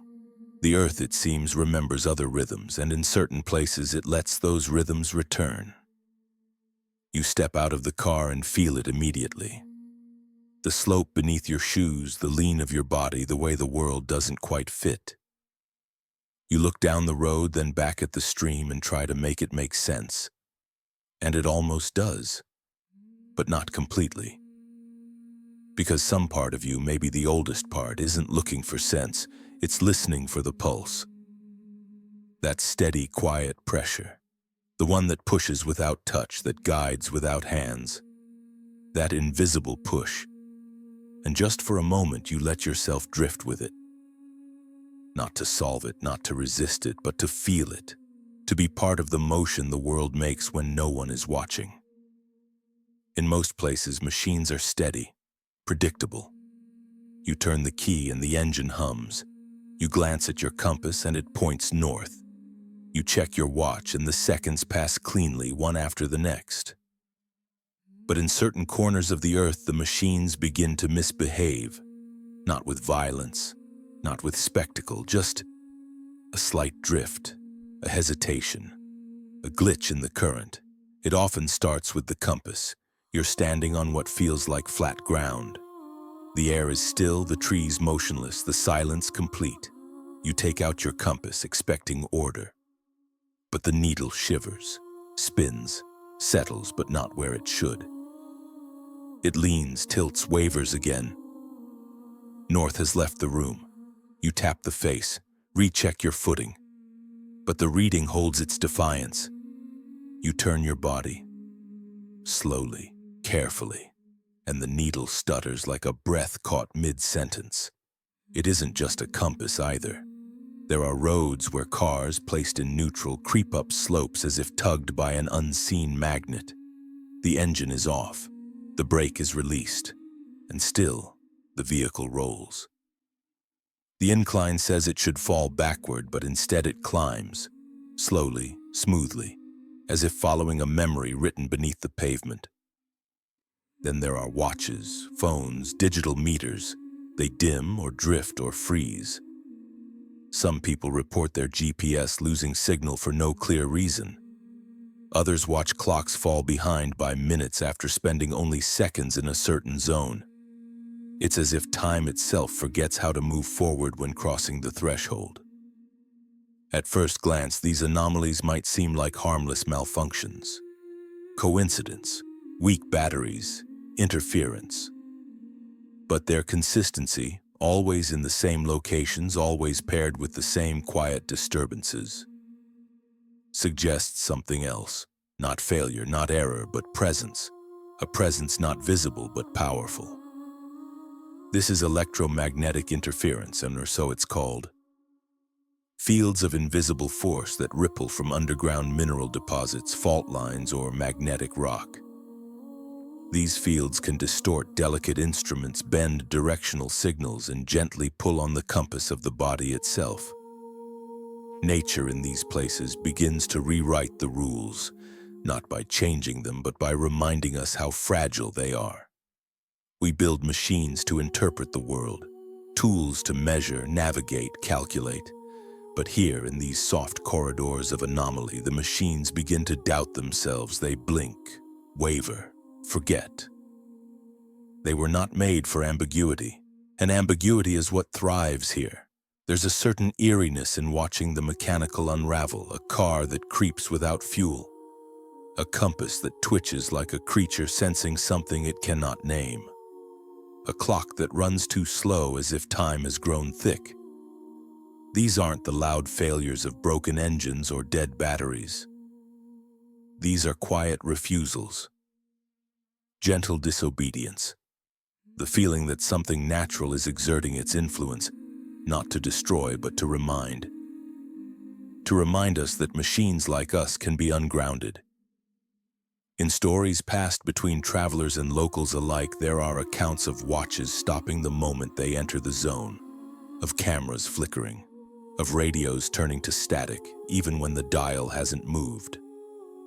Some say the battery drains faster. Others say their equipment works again the moment they leave, as if nothing ever happened. But something did. Even those who know the science feel it, the subtle but insistent wrongness, the car that moves without cause, the compass that spins like it's dancing with an unseen partner, the way even time feels reluctant to proceed. And maybe the unease isn't in the malfunction. Maybe it's in what the malfunction suggests. That the world we've tried to measure may not want to be measured. That there are places where the language of machines becomes nonsense, where calculations fail and all you're left with is instinct. It doesn't matter how new the car is, how precise the instrument, how many satellites your GPS can see. In these places, certainty slips. And when it does, the machine isn't broken. It's just out of place. Like a compass at sea with no stars. Like a watch in a dream. Because in certain patches of Earth, on hillsides and ridges, in forests and valleys, the invisible rules we rely on grow soft. Gravity whispers instead of pulls. Time drifts instead of ticks. And the machines, for all their design, hesitate, as if waiting for instructions that never come. Maybe it's magnetic fields, maybe it's the land itself, or maybe for just a moment the Earth is writing in a language we forgot how to read. And the machines? They remember just enough to stutter. You don't always hear it at first. It begins beneath awareness, a low hum, a pressure behind the ears, a stillness that isn't silence. Some describe it as static, not in the air, but in the space between thoughts. A vibration more felt than heard. It presses gently at the edges of perception, like a sound just below the threshold of hearing, waiting to be noticed. And once you notice it, you can't unfeel it. You stop walking. You listen. But there's no wind, no voice. Just the strange certainty that something is near. Watching, maybe. But not with eyes. With gravity. With charge. With a presence that folds itself into the land and settles behind your ribs. These are the fields that whisper. Not vast, not loud. Just dense with something unspoken. Electromagnetic fields, perhaps. Born from fault lines, iron-rich soil, or deep ancient currents within the earth. Scientists speak of them with caution. Measurable, yes, but inconsistent. Sometimes strong enough to disturb electronics. Sometimes too soft to chart at all. But always felt, always known. People walk into these places and stop speaking without realizing it. Conversations slow, laughter fades, not out of fear but instinct. The same instinct that quiets a forest before a storm, that stills animals before an earthquake. The body responds even if the mind doesn't understand. Some report dizziness, a metallic taste, goosebumps with no wind, a tingling at the base of the neck like something unseen has brushed past. Others say it's subtler than that, just a pressure in the air, a thickness, and a sense, always of being observed. Not by another person, not by anything visible, but by the earth itself, as though the land is aware of you in the same way you are suddenly aware of it. Not hostile, not kind, just attentive. You walk slowly through these zones. The ground feels a little less certain, though it doesn't shift. The trees seem older, though they aren't. Sounds don't travel the same way. Footsteps seem muted. Your own voice feels too loud when you speak. So, you stop speaking. You listen instead. And the whisper returns. It's not language. It's not meaning. It's presence. A sensation without message. A hush so complete that it becomes its own form of communication. In some places, these fields coincide with known anomalies. Gravity hills, magnetic ridges, stone circles, ancient ruins. In others, they exist in solitude with no signs, no names, just a feeling passed from traveler to traveler, year to year. No one can prove what you felt, but you remember it anyway. You remember the moment you stood still for no reason, the way your skin tightened, though the air was warm, the way the horizon seemed to lean, not visibly but emotionally, the way your body listened. And in that listening, something softened. There's no fear in these whispers, no demand, only invitation to be quiet, to be still. To let the earth speak, not in words, but in pull, in field, in human. And when you step away, when the whisper fades, when the pressure lifts, it feels like leaving the presence of something vast. Not a place, but a being. Not alive exactly, but not inert. And you walk on knowing something followed your steps, then let you go. The machines may flicker, the compass may spin, the trees may lean at odd angles. But the deepest sign is the silence, the kind that isn't empty but full, the kind that presses in and hums around you, the kind that leaves you quiet for the rest of the day without knowing why. Some call it magnetism, some call it energy, some call it sacred. But most, after standing in it, call it what it feels like. A whisper, from something deeper than language, older than sound, and still moving beneath us. They stand where they should have fallen. Stone on stone, carved with precision too fine for weathered hands, resting in balances too perfect for erosion to explain. Their weight is enormous. Slabs of granite and limestone that should collapse under their own mass, and yet they don't. They lean, stack, span open air. Not precarious, not tentative, but certain. Silent, as if gravity itself has chosen to honor their design. We begin in Peru. High in the Andes, the ruins of Sacsayhuaman stretch across the hills above Cusco. A fortress, a temple, perhaps both. Massive stones, some weighing over 100 tons, fit together with such uncanny precision that not even a sheet of paper can slide between them. No mortar, no metal, just shape and certainty. These stones were quarried miles away, dragged uphill, carved not into blocks, but into flowing forms. Each curve uniquely designed to embrace the next. Geologists can tell you how the stones might have been shaped. Archaeologists debate the culture's methods, their tools, their motivations. But none can fully explain the why. Why build this way? Why press stone into stone with such seamless intimacy? And most of all, how have these walls survived centuries of earthquakes that shattered more modern buildings? Around them? They don't merely resist gravity. They seem to work with it, as if the builders knew something we forgot. Something about balance not as defiance but as partnership. Thousands of miles across the sea, the Maltese archipelago holds another secret. Guntija, the place of giants. Built over 5,000 years ago, it predates Stonehenge and the Great Pyramids.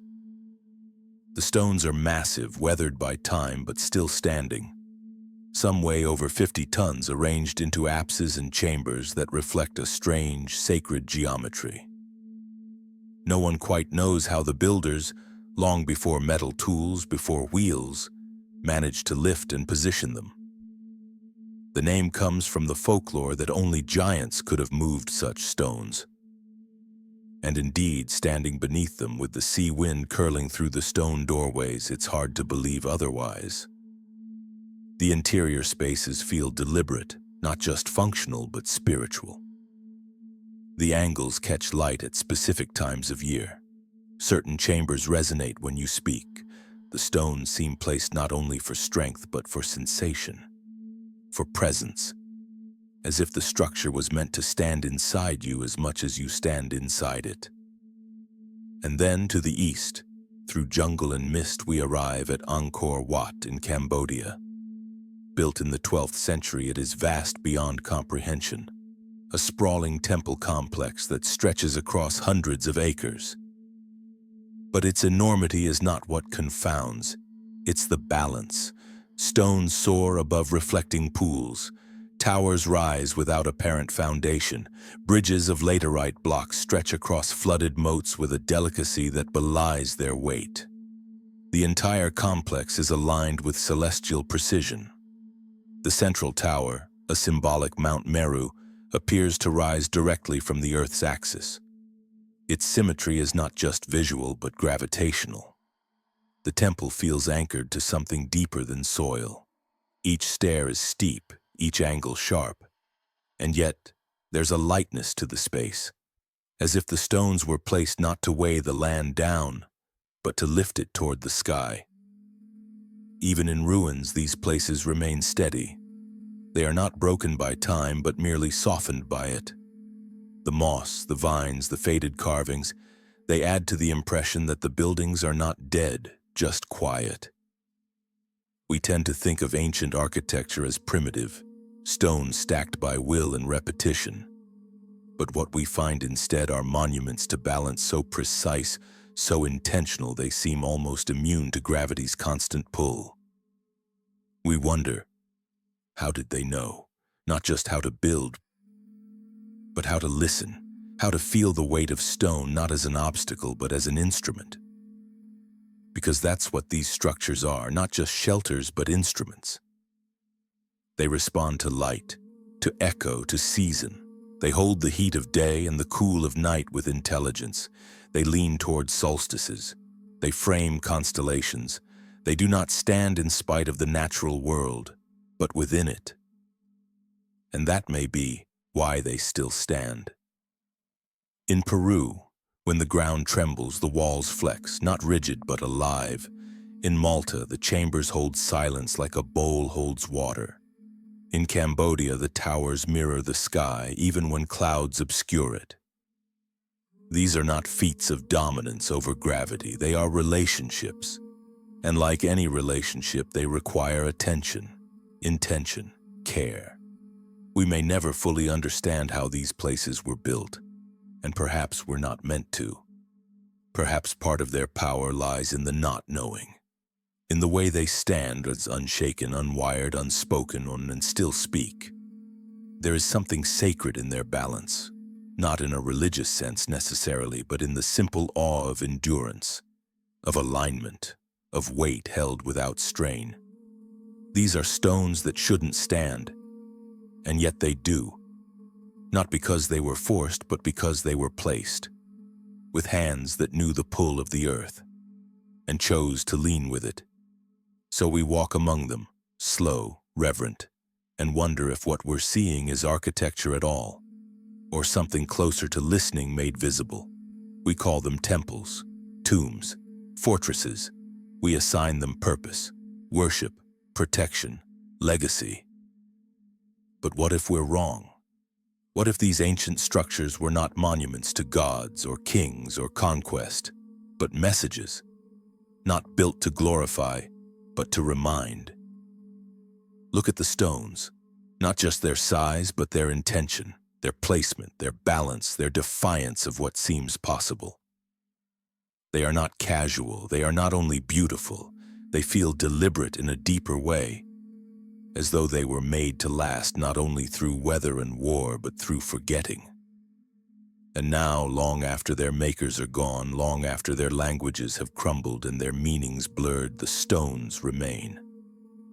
Still standing, still impossible, still telling us something.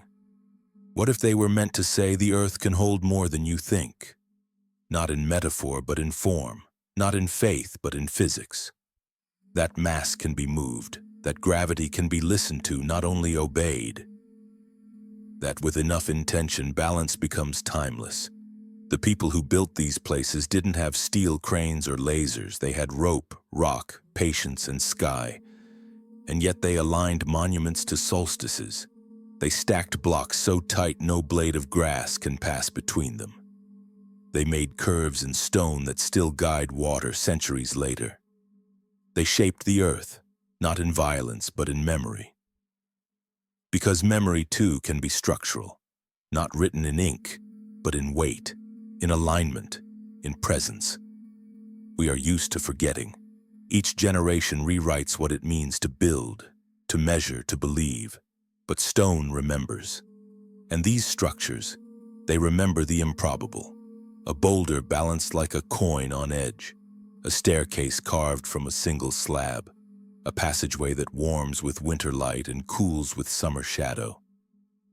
None of this was accidental. None of it required modern machines, only a different kind of knowledge, one we may have let slip. the kind that listens to slope, that studies silence, that understands the patience of stone. Perhaps the true purpose of these structures was not ceremony but calibration, to remind us what is possible when we shape the earth with awareness, not just for shelter but for resonance, for meaning, to anchor not just memory of a culture or belief but memory of capability. So when we walk among the ruins now and whisper how, we are echoing exactly what they were built to protect. Not an answer, but a question. Not a god, but a boundary, pushed, stretched, held steady in stone. What if these places were never about reaching up, but about grounding something deeper? Not worship, but wonder. Not power, but proof that the earth, when shaped with care, can become a vessel for what we thought could not be held. The descent begins slowly, a narrowing path, a chill in the air.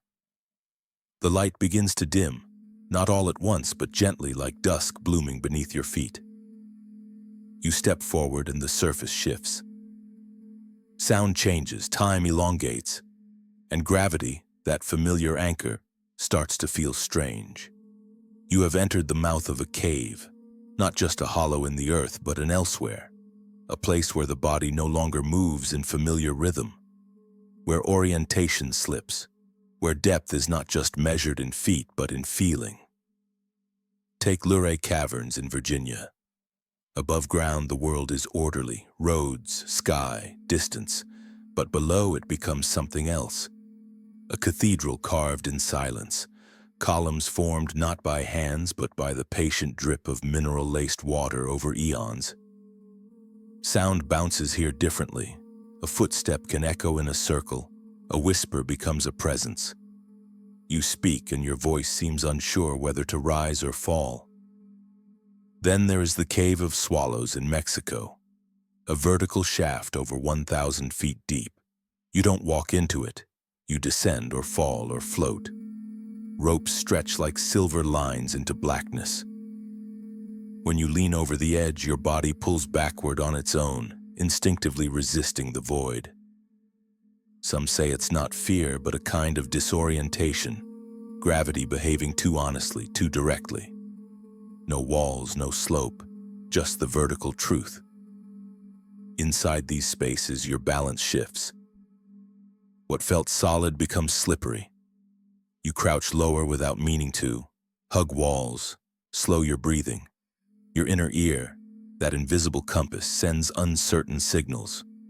Are you moving, tilting, rising, or falling? In Sundung, the largest cave in the world, explorers report a softening of sensation. The scale is so massive, entire forests grow inside, that distance becomes meaningless. You think a rock is nearby until you walk for 10 minutes and find it still far ahead. The air moves differently. Humidity hangs like fabric. Light filters in through collapsed ceilings, but it never fully settles. Everything wavers. You lose track of time, not in forgetfulness, but because time itself begins to curve. And then there's the weight. It isn't heavier exactly, but it feels closer, more pressing, as though the earth has gathered more tightly around you. Every breath feels counted. Every movement echoes with a kind of consequence. In caves, weight is not something you carry, it's something that carries you. There's a primal reason for this. Humans evolved under sky, with horizons light, open air. Underground, those cues vanish. Our sense of space, so finely tuned to sun and shadow, becomes uncertain. And uncertainty reshapes the body. You hunch, you slow, you step differently. Even your heartbeat seems to thicken. And yet it's not unpleasant. It's enveloping, intimate, like being held in a hand far larger than your own. Caves aren't just underground spaces, they are thresholds, between surface and depth, between seen and felt, between the known and the ancient. Cultures across time have treated them not just as shelter, but as sacred. The mouths of the earth, the womb of gods, the passage to the afterlife. And when you stand inside one, body confused, senses bending, it makes sense. Because it doesn't feel like you're inside the earth. It feels like the earth is around you, breathing, listening, pressing its quiet weight into your bones. In places like Luray, the walls shimmer with calcite and mineral. In the Cave of Swallows, the silence is so deep that the beating of wings becomes a roar. In Sondung, the darkness doesn't blind. It absorbs. It redefines. And in every case, your body knows, even before your mind, that something has changed. That space as you knew it no longer applies. Here there are no corners, no frames, just curves and voids. Depth without bottom. Sound without clear direction. Gravity not as a pull downward, but as a presence in all directions. You feel yourself leaning when you're not, moving when you're still. Caves bend the body not through force, but through absence. They take away what you rely on, sunlight, wind, balance, and offer in return a new kind of awareness, a deeper listening, a slower breath. You become aware of your own weight, your own sound, your own heartbeat in your ears. And in that hyper-awareness, something else awakens. Not fear, not wonder, something quieter. A remembering that once long ago humans came here not to hide, but to feel. To enter the earth not in fear of death, but in search of something older than language, and the earth through these caves still offers it. Stillness, curved space, sound that bends, a descent not into darkness but into difference. You may not know what to call it, but your body does. It leans, it listens, and it learns again how to move through the world when the world no longer moves the way it should. Somewhere beneath the earth you speak, and nothing comes back. No echo, no bounce. The sound slips from your lips and vanishes like it was swallowed before it even had the chance to reach the walls. You click your tongue. Nothing. You step and the sound is flat, muffled, not quiet exactly, but contained.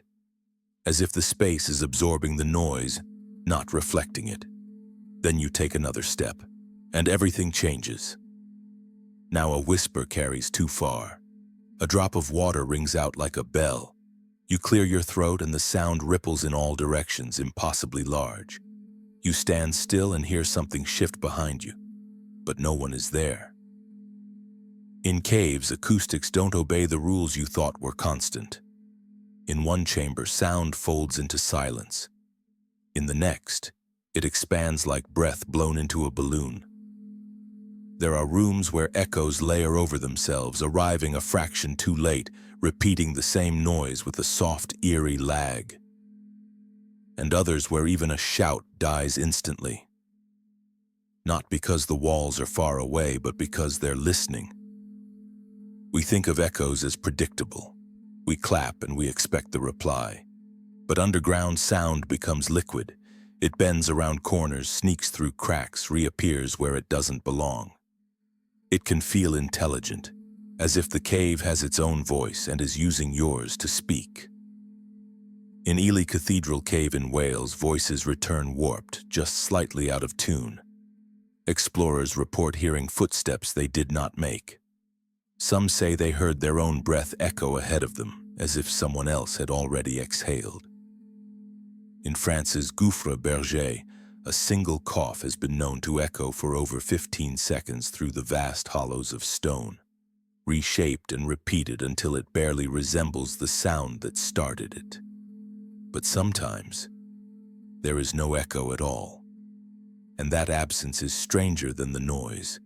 There are pockets underground where the silence is total, not the peaceful hush of a quiet night, but the hollow silence of somewhere that seems to erase even the idea of sound. You blink, you shuffle your feet, you try again, voice, tap, breath, and nothing responds. It's not emptiness, it's absorption. The sound didn't go nowhere. It went inward, into the walls, into the ceiling, into the mineral that has soaked up 1,000 years of drips and tremors. It's like the cave has heard it all before and has no need to echo back. And this strange behavior of sound is what begins to alter your sense of space. Without reliable audio feedback, your body becomes uncertain. How far is that wall? How high is the ceiling? Is this corridor narrow or vast? Sound no longer tells you. You are unanchored. You start to move differently. Cautiously, slowly, like in a dream where the edges of the world shift when you're not looking. Some describe it as spatial vertigo. Others say it feels like walking inside someone else's memory, because that's what the space begins to feel like. Not just physical, but emotional, as if the cave remembers the sounds it has heard and chooses when to give them back. Sometimes you hear a voice when no one has spoken. Sometimes you call out, and something echoes that shouldn't, and sometimes silence is louder than anything. These acoustic anomalies are not illusions, they're real, measurable, caused by irregular surfaces, changing air density, temperature layers, and the unpredictable geometry of stone. In massive caves, low frequencies can travel far and warp as they move. In tighter spaces, sound waves cancel each other out, disappearing entirely. Some chambers act like amplifiers, others like blankets. But even knowing the physics doesn't explain the feeling. Because when your voice echoes from the wrong direction, or not at all, something deep inside responds. A soft tension builds in the body. The hairs rise on your arms, not out of fear, out of recognition that the world is behaving differently, that space itself has changed. In the surface world, sound defines distance. It gives shape. It builds trust. But in these echoless chambers and reverberating halls, your senses argue. You can't trust your hearing. You can't map your surroundings. You can only move and listen. And the cave, in return, listens too. It takes your sound, holds it, warps it, or releases it in ways you don't expect. It speaks in echoes without source, voices that follow you, silences that press in, steps that don't belong to your feet. You are not alone, even when you are. And perhaps that's what makes these acoustic anomalies so haunting. Not that they defy science, but that they touch something older than it. A sense that sound is not just wave, but memory. That silence is not emptiness, but choice. That the earth in its hollows still speaks, just not in our language. So you keep walking, not afraid, just humbled. Because some rooms do not reflect, some sounds do not return. And in the stillness left behind, something else begins to echo. You. You expect the sky to be honest. Up is up, down is down. The ground falls away and the sky welcomes your ascent. In flight, gravity softens its grip but never lets go entirely. Pilots trust the air to behave, to pull and lift with steady rhythm. The sky, after all, is space, but it is also structure, predictable, mapped, ruled by physics. And yet there are places where the sky seems to shift, where planes rise when they shouldn't, where engines strain with sudden lightness, where instruments wobble, not with turbulence but with emptiness. A subtle lift, a pull, a strange buoyancy in the air that no one quite expects. They're called aerial anomalies, regions of sky that act like gravity hills, not on the earth but above it. There are reports from across the world. Over the Hessdalen Valley in Norway, pilots have spoken of disorienting climbs. Small aircraft suddenly gaining altitude without throttle. Gliders catching unexpected thermals, hovering longer than the air should allow. Instruments momentarily confused. The sensation of flying through something invisible but present. The valley is better known for its strange lights, but those who pass overhead often speak of something deeper, a sense that the sky there moves differently. In parts of Arizona and New Mexico, long-haul pilots describe light air pockets, sections of sky that feel hollow, too soft. Altimeters dip for no reason. Pressure gauges tick strangely. Once a commercial pilot described flying over a desert basin and feeling the aircraft rise half a degree in pitch without command. He thought it was an updraft, but the air was still, smooth, clear. And over the Nazca lines in Peru, private pilots sometimes note brief moments of weightlessness, instruments stable but their bodies light, as though the gravity below has withdrawn just slightly, as if for a second they are not quite held. These aren't violent phenomena, not storms, not failures, nothing crashes, nothing explodes. It is not dramatic, it is gentle. And that's what makes it so uncanny. The sky lifts you and then returns you without explanation. Soft awe. That's the phrase one pilot used. Not fear, not confusion. Just wonder wrapped in altitude. Because these shifts, these silent pulls, feel personal. They're not recorded by black boxes, they don't trigger alarms. They are felt in the body, a change in breath, in balance, in the way your hands rest on the controls. It feels like a dream of flying, not the technical reality of it. Not climb or descent, but suspension.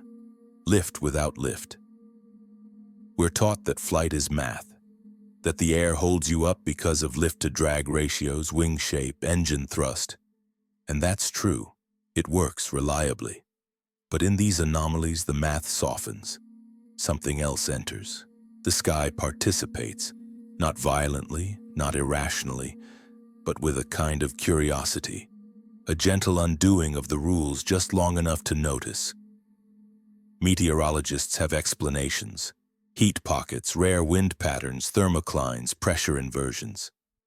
And those things are real.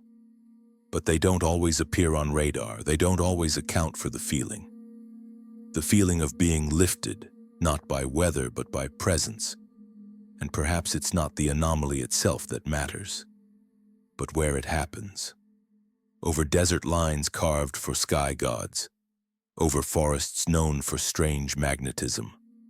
Above mountains once believed to be sacred. The locations are rarely random. The sky above them behaves as if in conversation with the land below, echoing its memory, its energy, its pull. Some ancient myths say the gods lived in the clouds because the clouds knew how to listen, that the heavens weren't just above but active, and perhaps in these strange floating moments the body remembers that belief. You rise, not from speed, not from storm, but from a softness in the air that shouldn't be there. And the body responds. Muscles relax, joints release. The breath catches, not in fear but in recognition, as if something unseen has removed just a little weight, not all of it, just enough to remember what it's like to float. For pilots, it's brief, a minute, a moment, a passing shift in equilibrium. But they speak of it afterward with the reverence of a strange memory. Because flight, for all its science, is still full of feeling. The hum of the engine, the pulse of altitude, the silent agreement between human and sky. And in these anomaly zones, that agreement flickers, not in danger, but in delight. The sky that pulls back is not refusing you. It's welcoming you, letting you rise just a little more easily, letting gravity loosen its fingers just long enough to remind you how fragile it is, how lightness is always waiting, just beyond habit. Some pilots say they dream differently after flying through these places, that they remember the air as warmer. That time felt slower, longer, even if the clock said otherwise. And when they land, there's a pause, a moment of silence before stepping back into the world. A hesitation like something has changed. And maybe it has. Because these skyward anomalies aren't storms or systems, they are spaces, thin places, light places, places where the sky lifts you. Because it can. Because it remembers a version of gravity that wasn't always so strict. A version that allowed for drift, for grace, for the quiet gift of unexpected flight. And you, sitting still in your seat, feel it. The aircraft moves forward, but your body lifts, ever so slightly, as if the sky, for one brief moment, has exhaled. There are places in the world where gravity does not behave, where compasses spin, where balls roll uphill and water leans sideways. Most pass through them in awe or confusion, staying just long enough to marvel before driving home. But some stay. Some live there. They wake up each morning with the horizon just a little wrong. They build houses where chairs don't sit flat and floors creak with the memory of angles. They plant gardens where water doesn't drain the way it should. They learn to walk slightly differently, not because they're taught, but because the land teaches them. These are the communities that live beside the anomaly. Small villages tucked near gravity hills. Towns whose main street bends uphill but pulls downward. Places with names like Mystery Hill, Magnetic Road, Gravity Lane. Some lean into the wonder, others shrug it off. But all of them have made peace with the fact that they are surrounded by something that doesn't quite make sense, and they've built lives around it. In one Appalachian town, a local family runs a roadside cafe just a few feet from a slanted cabin where visitors pay $5 to feel dizzy. The owners laugh easily, not mocking, not skeptical, just familiar. Their children used to play hide and seek in the old structure, sliding sideways without meaning to. To them, it was never strange. It was simply home. "I guess you just grow into it," one of them says, "like living by the ocean or under a mountain. You feel it all the time, but after a while you don't question it." The gravity becomes part of the rhythm, a kind of ambient strangeness. In Canada, near a forested hill where cars appear to roll upward when in neutral, a small community has grown around the phenomenon. The road is quiet, lined with trees and silence. And yet, when the cars roll, it feels as if the land is gently breathing, in reverse. Locals have stopped trying to explain it. "It's like asking why a bird sings," one woman says. "It just does. You let it be." Some of them don't care about the science, the optical illusions, the sloping horizon lines, the tricks of the eye. Others do. But regardless, they all live in the same quiet agreement. Not everything has to be resolved to be real. There is something intimate about living in a place that defies explanation. It creates a quiet bond between people, not of belief but of shared experience. You both know how the wind moves differently here. You both remember the time your cup slid uphill on the counter. You both smile when someone new arrives and says, "Wait, did that just happen?" There's a kind of joy in that, a daily softness, a shared breath of mystery. In these towns, the mystery isn't a spectacle, it's a neighbor. It's the thing that makes your porch light feel like a lighthouse in a slightly askew world. It's the reason your grandparents' cane leaned forever against the wrong side of the wall. And the longer you live with it, the more you start to realize. The anomaly doesn't ask for belief. It asks for attention. It invites a different kind of living. One where the ordinary rules don't always apply, and where people must adapt not by force but by noticing, by adjusting, by accepting. And in that small surrender, something tender grows. A community where children learn to balance not just on bikes but on the edge of what's expected. A place where directions are given not by map but by feel. Where locals say things like, "You'll know the spot when your stomach flips a little." It's not haunted. It's not magic. It's not nonsense. It's just slightly other. And in a world obsessed with control, with certainty, with knowing, these villages have chosen something different. They've chosen to live inside the question, to wake each morning and feel, however subtly, that the ground beneath them still holds a secret. that their homes, their streets, their trees all lean together towards some quiet truth that refuses to straighten. And maybe that's what keeps them there. Not the novelty, not the tourism, but the reminder that wonder can live in the bones of a place, that not everything has to stand upright to be whole, that gravity, like meaning, might sometimes bend, and that even in a world that tilts, you can still call it home. After a while, you stop, noticing the slope of the land, the lean of the furniture, the quiet way your body adjusts each morning as though calibrating itself against something it no longer names. The anomaly becomes background, a hum beneath the skin. You live inside it the way you live inside sleep, moving, breathing, half aware. Those who've stayed in these gravity-bending places for years often struggle to explain the sensation. It's not fear, it's not discomfort, it's something softer. A dreaminess, a dislocation that doesn't hurt. You don't feel lost, you feel detached, gently removed as though your edges have loosened.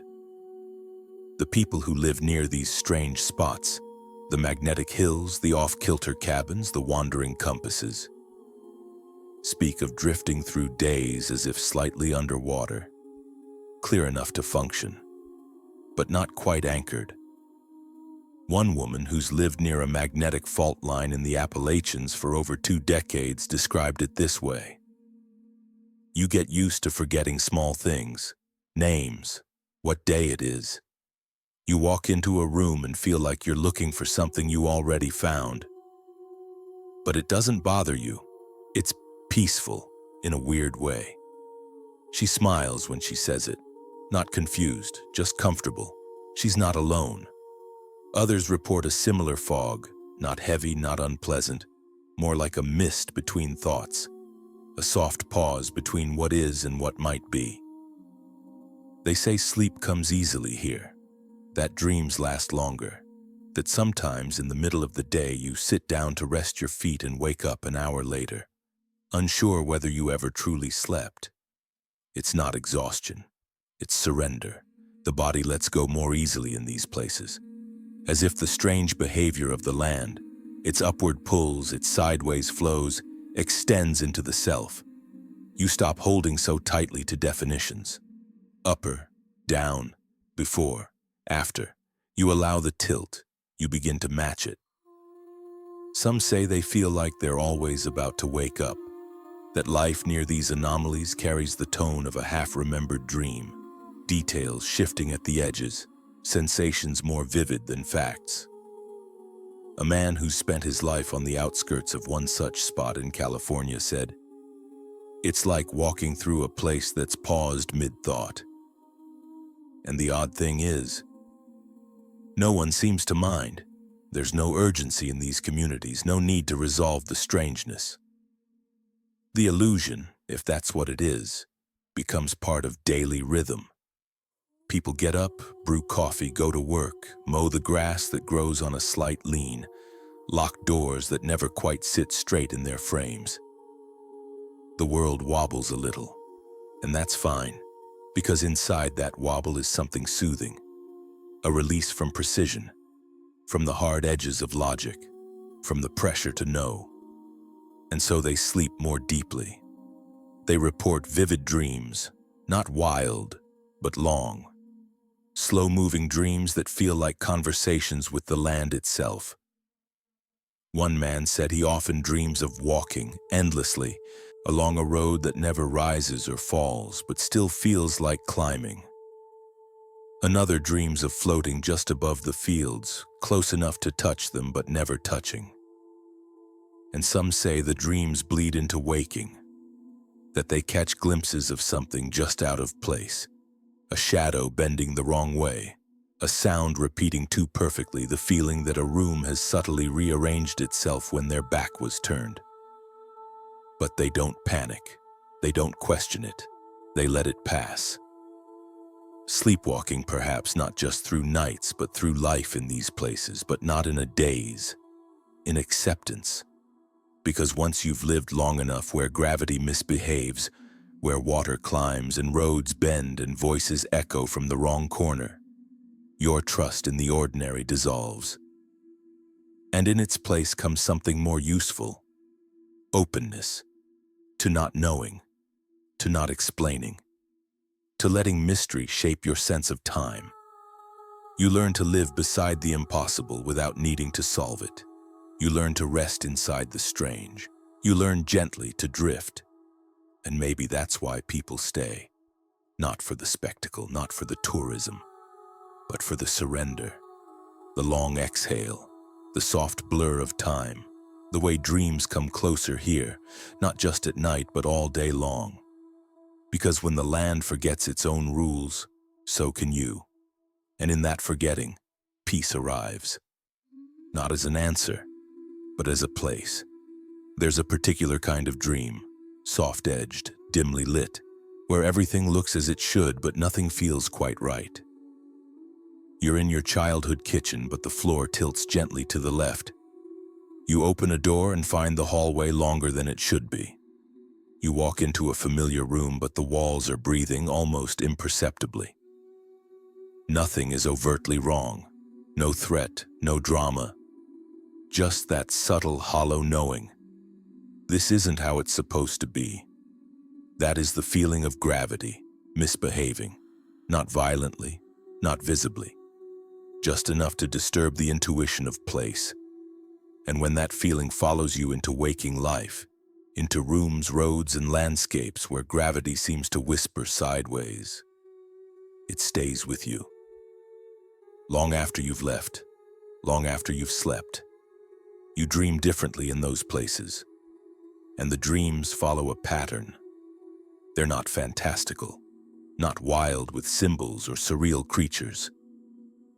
They are familiar, achingly so, but distorted in small, careful ways, as though someone has taken your memories and tilted them 2 degrees off-center. You dream of your front porch, but the horizon outside the railing curves upward. You walk through your high school, but the lockers float slightly above the floor. You meet your mother, but her voice echoes before she speaks. It is unsettling, but also tender, bittersweet, as if the dream is reminding you not just of what was, but of how it never truly stayed, of how nothing quite holds its shape forever, even memory, even gravity, in places where the earth behaves oddly, where cars roll uphill, where rooms lean inward, where trees grow sideways but upright. People speak of these dreams as if they're part of the air, something local, atmospheric, like the scent of a certain kind of tree or the way the wind sounds in fall. A woman who lived near one such hill in rural Pennsylvania described it perfectly. You'd think you were dreaming about your old house, but the stairs didn't go the way they used to. You'd reach the top and be back where you started, and the light came from the wrong windows, and it didn't bother you somehow. It felt like it meant something. She said this with a kind of sadness, not fear, not confusion, just a quiet ache, like remembering someone who used to love you. That's what gravity does when it bends. It stirs something deeper than explanation. Not just balance, but trust. Because the pull of the earth isn't just physical, it's emotional. It tells your body where it belongs. It defines home without needing to say the word. And when that pull shifts, even slightly, something inside responds. The compass of the self wavers. The internal floor tilts. You feel it in your bones, and later in your sleep. Dreams become longer, slower, more humid with memory, and always, something is off, a hair out of place, a room too wide, a shadow that waits too long to follow. But here's the stranger thing. You come to love it. There's something hauntingly beautiful about the familiar gone quietly wrong. It's like looking into a mirror that remembers you differently. Softer, older, slightly blurred. It doesn't lie. It simply reinterprets, and the heart responds to that. Because we don't just want accuracy and memory, we want resonance. We want to feel something again, even if it's not quite true, even if the hallway's too long, even if the stars are too low, even if gravity itself forgets how to hold us. In these dreams and in the waking places that spark them, reality becomes suggestion. The world becomes less certain but more intimate. You are no longer in a place. You are part of it. Tilted with it, drawn with it, dreaming through it. And when you wake, the dream doesn't end. It lingers. You walk into your kitchen and pause, unsure if the counter is quite level. You reach for the light and hesitate, wondering if the switch will be where it always was. You blink a few times, trying to steady yourself. Not from dizziness, but from echo. Because the familiar has changed. Or maybe it never stayed the same. Maybe the world is full of places like this. Places where reality leans and dreams remember it better than you do. Places where gravity loses its grip just long enough to teach you something about belonging. Not the belonging of permanence, but of impermanence, of loss held gently, of home almost recognized.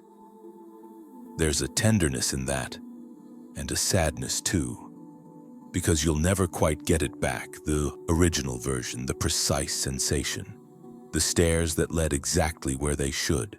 The light that came from the right window. The way your voice once echoed in the hallway. That version is gone, but what remains is no less real. Just changed, just shifted, just tilted 2 degrees toward wonder. So you keep dreaming. You keep sleepwalking through rooms that remember you but not quite. And gravity, strange and patient, holds you in that space, not pulling down, not lifting up, just holding. Like a lullaby sung slightly off-key, wrong, but beautiful. And when the dream fades, it does so gently, like a memory slipping out the side door, too polite to say goodbye. What's left behind is silence, and a stillness that hums with what almost was. The world remains, but slightly changed. And so do you. Long before you were born, before your first breath, before your body even knew what it meant to be held, something was already holding you. It wasn't hands, it wasn't arms, it was gravity, the quiet force beneath all things, not loud, not visible, but always there. Like a song you don't notice until someone hums it back to you. A pressure so constant it becomes silence. A rhythm so patient it feels like stillness. And yet, without it nothing stays. Leaves would not fall. Moons would not orbit. Oceans would not return. It's easy to think of gravity as a rule, a law, a line drawn downward by some invisible hand. But when you lie still and listen closely, it feels like something more. It feels like memory, like longing, a gentle pull. Not just toward the ground, but toward belonging. Everything that drifts eventually wants to return. Everything that rises eventually wants to rest. And gravity is how the world remembers to bring us home. In every step you've taken, in every time you've leaned against a wall, laid down, rested your head, gravity has been there, not pulling you down, but inviting you in. Reminding your body that down is not loss. Down is contact. Down is return. It does not punish. It does not shout. It simply waits, endlessly patient, with arms you never see. It is not jealous of the sky. It loves the sky. But it knows you can't live there forever. And so it calls softly again and again beneath every footstep, every breath, every moment of stillness when the body goes quiet and the bones begin to remember their weight. Even in dreams it hums. Even in sleep it holds. Not tightly, not fiercely. Just enough to remind you where you came from. And not just you. Everything. It is the reason the stars spiral, the galaxies bloom, the dust becomes planet, the planet becomes home. Gravity is the womb of form, the shaping whisper, the invisible architect who asks no recognition, only trust. And you do trust it, even when you forget, You lean on it without thinking. You walk without wonder. You fall asleep without asking what holds you there, not just the bed, but the earth. Beneath it, the rock beneath that, the fire and weight and core beneath even that.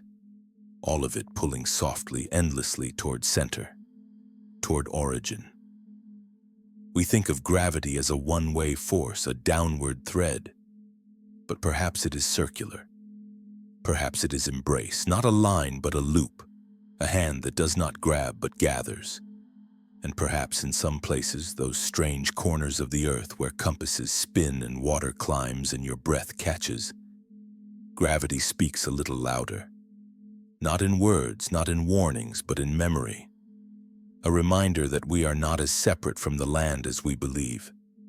That our bones echo with the same pull that keeps rivers from floating away. That our hearts beat in rhythm with tides we can't see. That even when we fly, in planes, in dreams, in thought, part of us still listens for that pull. Still waits to be called back. Still wants quietly to descend. Because descent is not defeat. It is rest. It is return. It is remembering. In this final drift, eyes closed, body still, you may begin to feel it again. Not as weight, not as pressure, but as presence, the pull beneath all things, the hush that lives beneath the noise, the soft gravity of the world rocking you back into the shape of sleep. You don't need to understand it. You only need to let go. And in letting go, you'll feel it, not falling but folding, not surrender but reunion. And the earth, steady, strange, sacred, will be there beneath you just as it always was. Waiting, quiet, endlessly sure. You are no longer walking, you are no longer standing. You are floating, not fast, not far, just softly, away. There is no sound now except breath, no movement except drift. The earth, once so close beneath your feet, has grown gentle in the distance, not absent but hushed. A memory with texture, a weight you've temporarily left behind. And in its place, the sky, vast, patient, unjudging. Above the clouds, above the clamor of names and needs, you feel something loosen inside you. The air does not resist. The sky does not question. It accepts your shape without instruction. It welcomes you without design. You float, not upward, not downward, just homeward. Though you can't quite say what home means now, not a place, not a point. Just a direction that feels familiar in the soul. Here gravity is not gone, only softened, like a voice that has grown quiet not out of absence but affection. It still remembers you, but it knows you need distance to see clearly. The weightlessness you feel isn't emptiness, it's possibility, it's pause, it's the silence that lives between the heartbeat and the next. And you begin to see, or perhaps remember, that all things float in their own way. Continents drift, thoughts drift, lives drift, and yet nothing is lost. Even in the vast dark of space, planets curve in perfect longing toward stars they may never touch. The universe does not demand arrival. It honors motion. It honors the reaching. And so you too drift, not to escape, but to remember how to move without needing ground beneath you, how to let go without falling. You feel the shape of the earth below you, not visually, but emotionally. A pull that never judges, never shouts. A center that does not demand your return, only makes space for it. And you realize, all your life gravity was not a chain. It was a compass, not a force that held you back, but one that showed you where center lived. Where home waited no matter how far you wandered. Up here in this suspended breath you feel no urgency. You are not rising. You are not descending. You are drifting through the quiet sky of your own memory, weightless, unresolved, beautiful. And in this slow unraveling of motion you feel peace, not because the mystery has ended, but because you've stopped needing it to. Gravity, it turns out, is not here to be solved. It is here to be felt, to be trusted, to be released and returned to. Like a song that hums beneath every moment you've forgotten to listen. Like a hand that never stopped holding you, even when you didn't know you were being held. Now the earth rotates below you, blue, slow, eternal. Mountains tilt, rivers run backward, forests breathe. But from here, they do not need to be explained, only seen, only loved. And still gently something calls, not loud, not firm, just the faintest pull toward rest. Not yet, but soon. You are floating homeward, not to a house, not to a name, to a stillness that was always waiting, beneath every step, behind every dream, below every moment you ever forgot to feel. The sky remains open, the air remains kind, and you begin to dissolve into it. A slow exhale, a soft return, no ending, no answers, only drift, only quiet, only home.